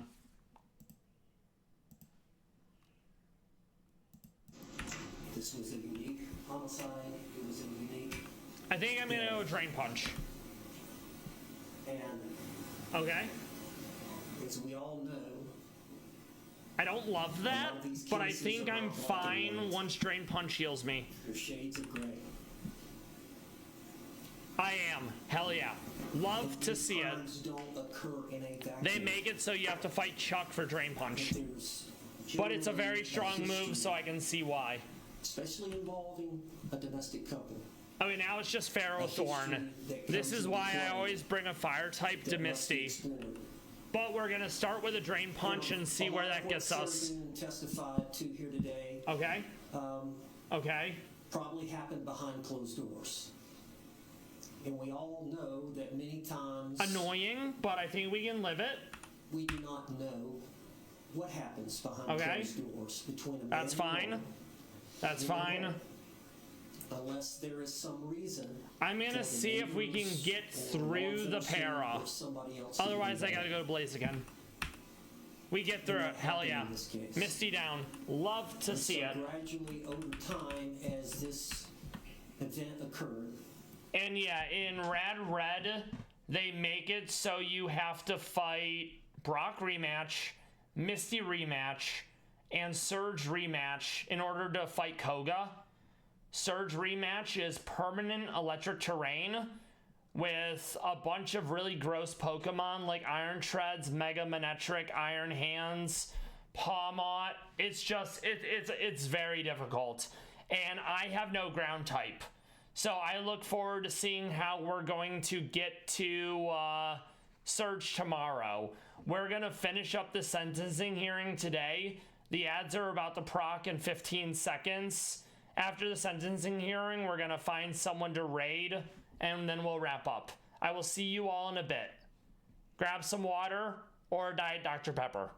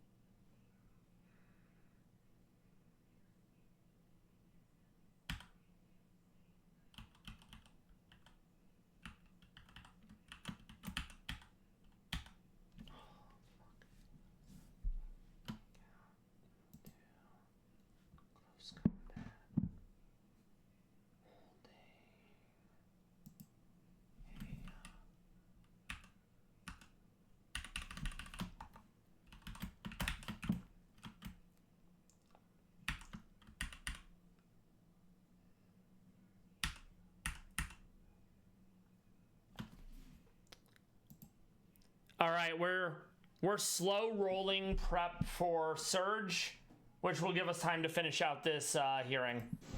There was an investigation, and it was learned that there was a history of domestic violence involving these two parties. And what we learned was that physically there was violence, and there were photographs to establish that as were introduced in the trial.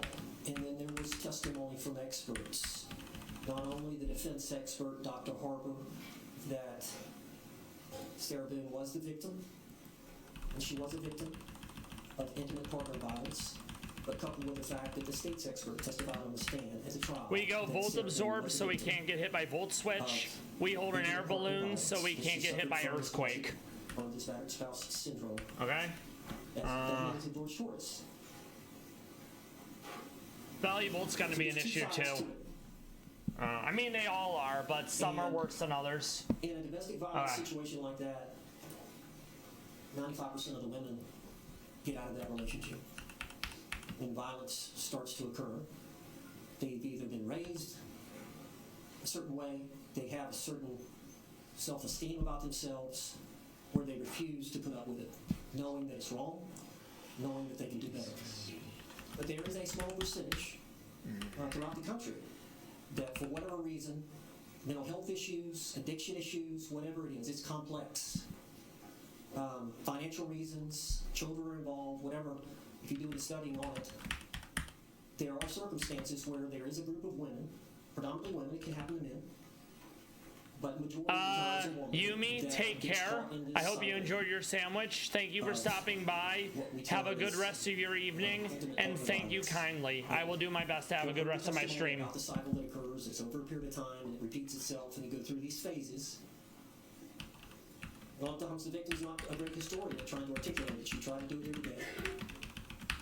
And I think on Sarah Boone's behalf, she is a unique individual. She's got the personality that she's got. I don't know, you heard from Dr. Harper that a lot of that was formulated based on the way her mother did not bond with her. Yes, The way bad her father was, the way upbringing. he was, Yep, the- that explains the why fact she's that a murderer. She lost several relatives at a young age, and the trauma that can result. We heard from Dr. Harper that she did suffer from post-traumatic stress as it relates to that trauma in early childhood, and then again as it relates to the events that occurred between Mr. Torres and her. So it's complicated, Judge. It's complicated. But the jury has spoken. Sarah Boone was entitled under Florida law to present that defense, and she did. That testimony was allowed to be presented. She was allowed to testify. But the jury spoke. And so here we are today with you in a position to decide what is justice for Sarah Boone. And I don't know you've got much other than our time together, but from what I know you try to do the right thing. And that's what we're asking the court to do. To have some discernment, to have some understanding of the unique situation that Sarah Boone found herself in. And quite frankly, Judge, this all didn't occur behind closed doors.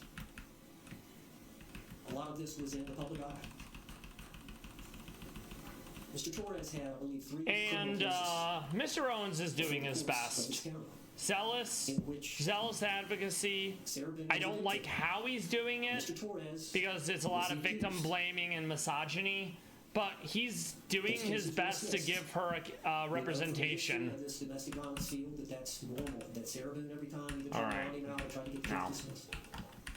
At some point, somebody has to stop. I needed to be fast. That's why we're using Hisui and Lil again. This keeps repeating. It's going to get worse. Okay. Leaf The blade. system failed, Sarah Boone. Oh yeah, totally. Yep. I ask you to Yep. consider that. Failed her. Drain Circumstances surrounding that punch. failure and what led us here today.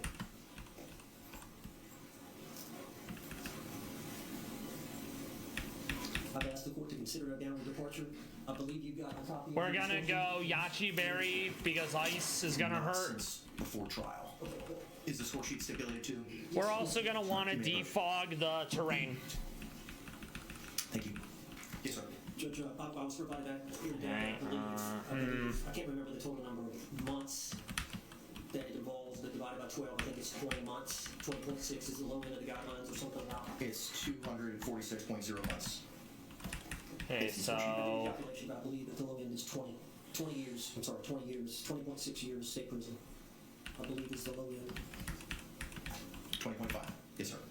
And as the court knows, I believe it's on page 3. We're gonna go adamant. The court can consider in opposing Lilligan sentencing is meant to orders deal that with the court our can good consider in friend. downward departing, meaning going lesser than Words, the guidelines. words, In the words. defendant's motion for downward departure, we mentioned, Wrote them. and I had Dr. Harper testify about 2 or 3 of the grounds, and the court needs to only find one to go below the guidelines.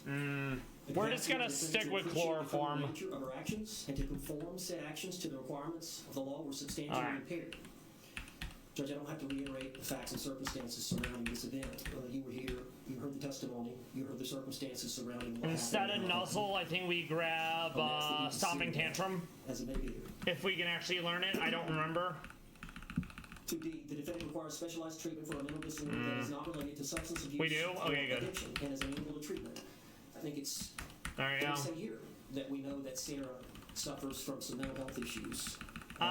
Yes, but you can suffer from mental health issues and still be a murderer. And you heard Dr. You Harper know. testify about the post-traumatic stress disorder that she suffers from as it relates to this Okay. event, as it relates to her trauma that occurred in childhood. I think we heard from Dr. Warner. Dr. Warner testified that she suffered from the alcohol abuse disorder, as did Dr. Harper, but Dr. Warner also mentioned that she was not sure about the anxiety disorder, whether it occurred prior to or because she was in the jail for 4.5 years. However, she does require specialized treatment for the mental disorder, and she is amenable for treatment. And then third, the defendant acted under extreme duress, I think based on Sarah Boone's mindset. She testified. We're going to use hot wings to defog, that way we can get rid of stealth rocks and terrain.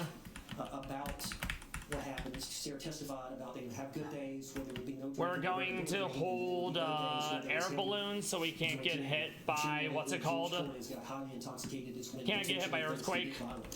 And that she was constantly anxious about each day that she was with him. She loved him, obviously being in a cycle like that where you love someone but can't leave them.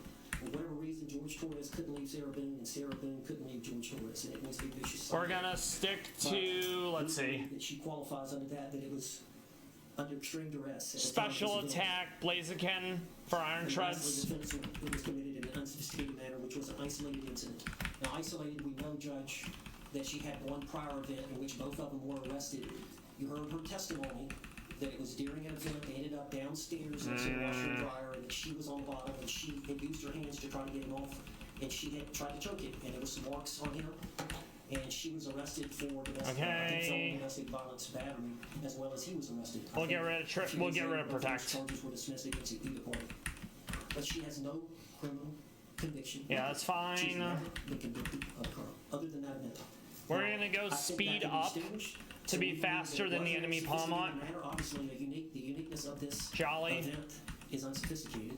Anybody that would calculate that they were going to murder somebody by putting them in a suitcase and letting them spend the night, and the next morning, not try to dispose of the body, not try to put the suitcase in the car and dump the body, not try to dispose of the bat, do something.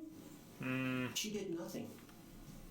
No attempts to tamper with evidence, no attempts after the fact to uncover any conduct whatsoever, no attempts to delete the videos from her phone.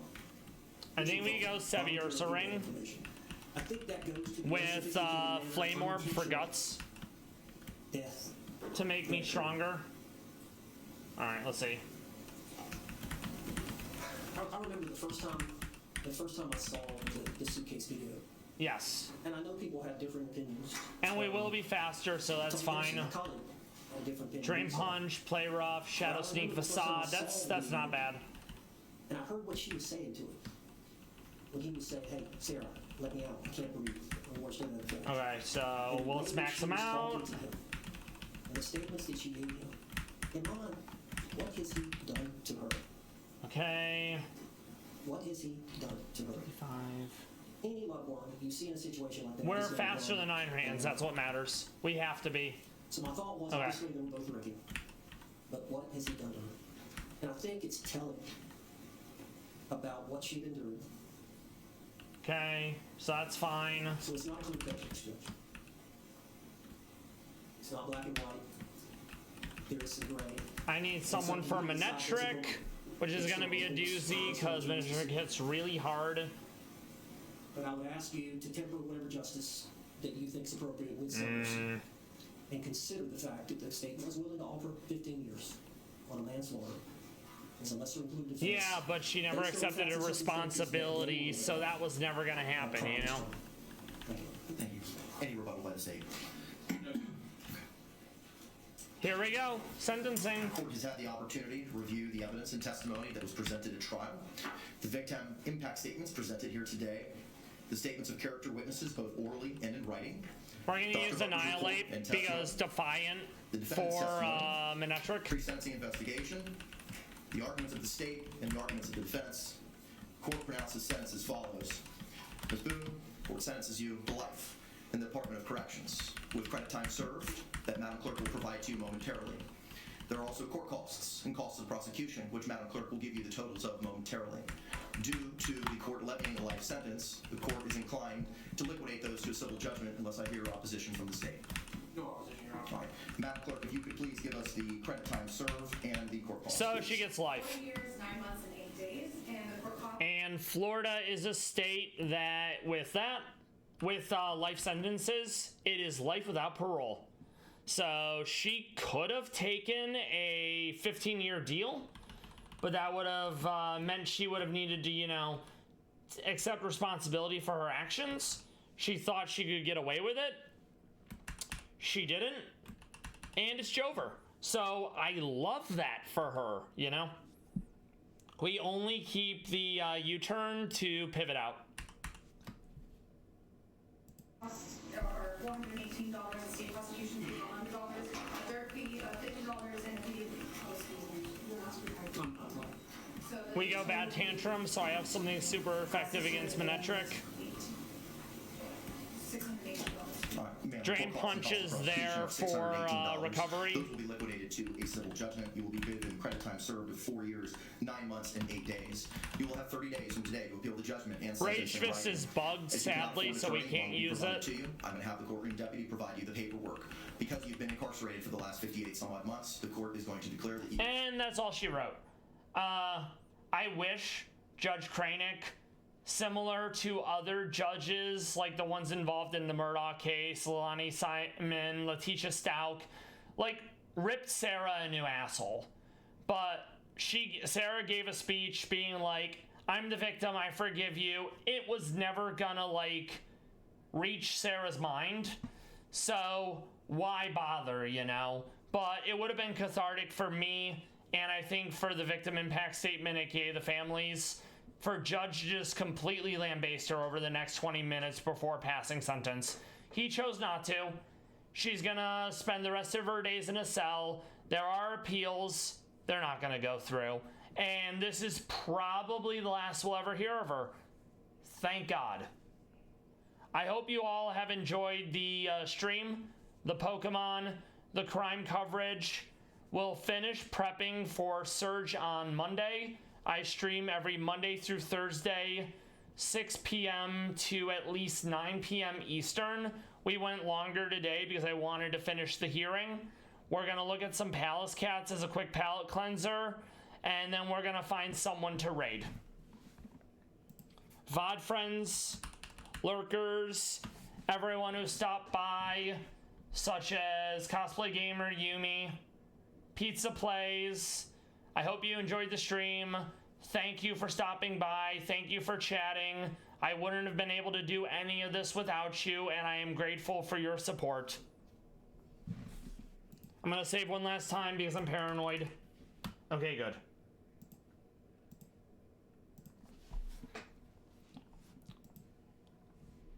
Here's a Sebastian at the Saitama Children's Zoo crawling through a tunnel.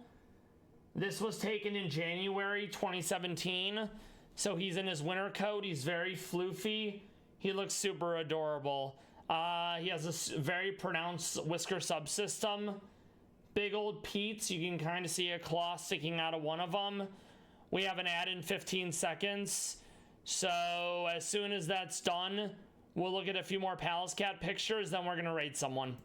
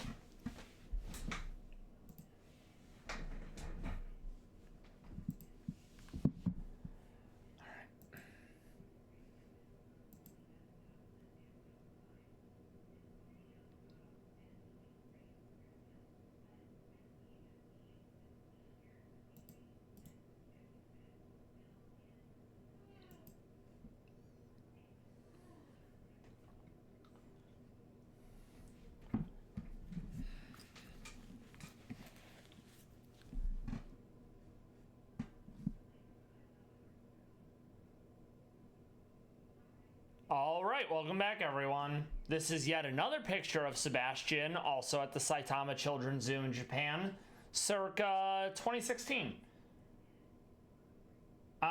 These set of photos are by Shigeo K. Sebastian, he is sadly crossed over into the Rainbow Bridge, but he was the son of Bayar and Lala. His sister was Sylvie. They also had a bunch of younger siblings. But he's a very beautiful boy. I love this nice pink nose. He's kind of got bluish yellow eyes going on. Once again, very pronounced whisker subsystem.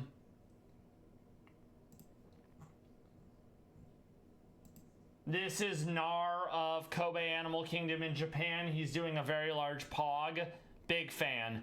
Nar is super adorable. He's the father of the kanji 4 that Oz gave birth to this year.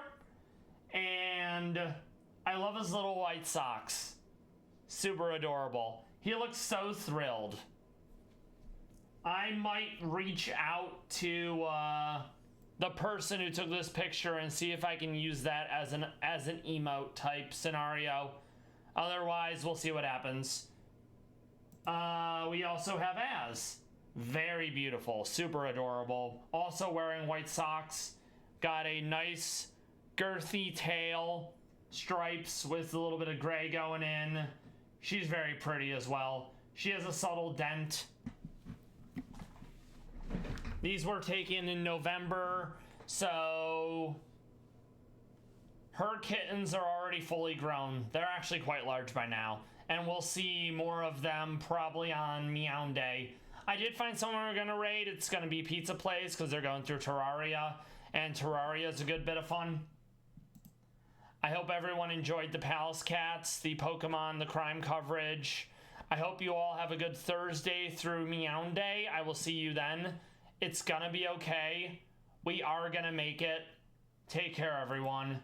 Let's send Pizza Place some love.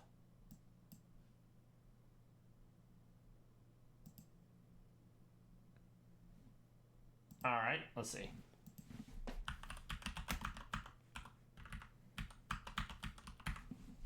I just want to wait for their ad to be over. Yep, that does the trick. But yeah, so Monday it'll be surgery match, Koga. It will be Cinnabon Island, which entails the Pokemon Mansion, Jasmine and May, and then Blaine, and we'll get to Cerulean Cave for the final showdown regarding Team Rocket.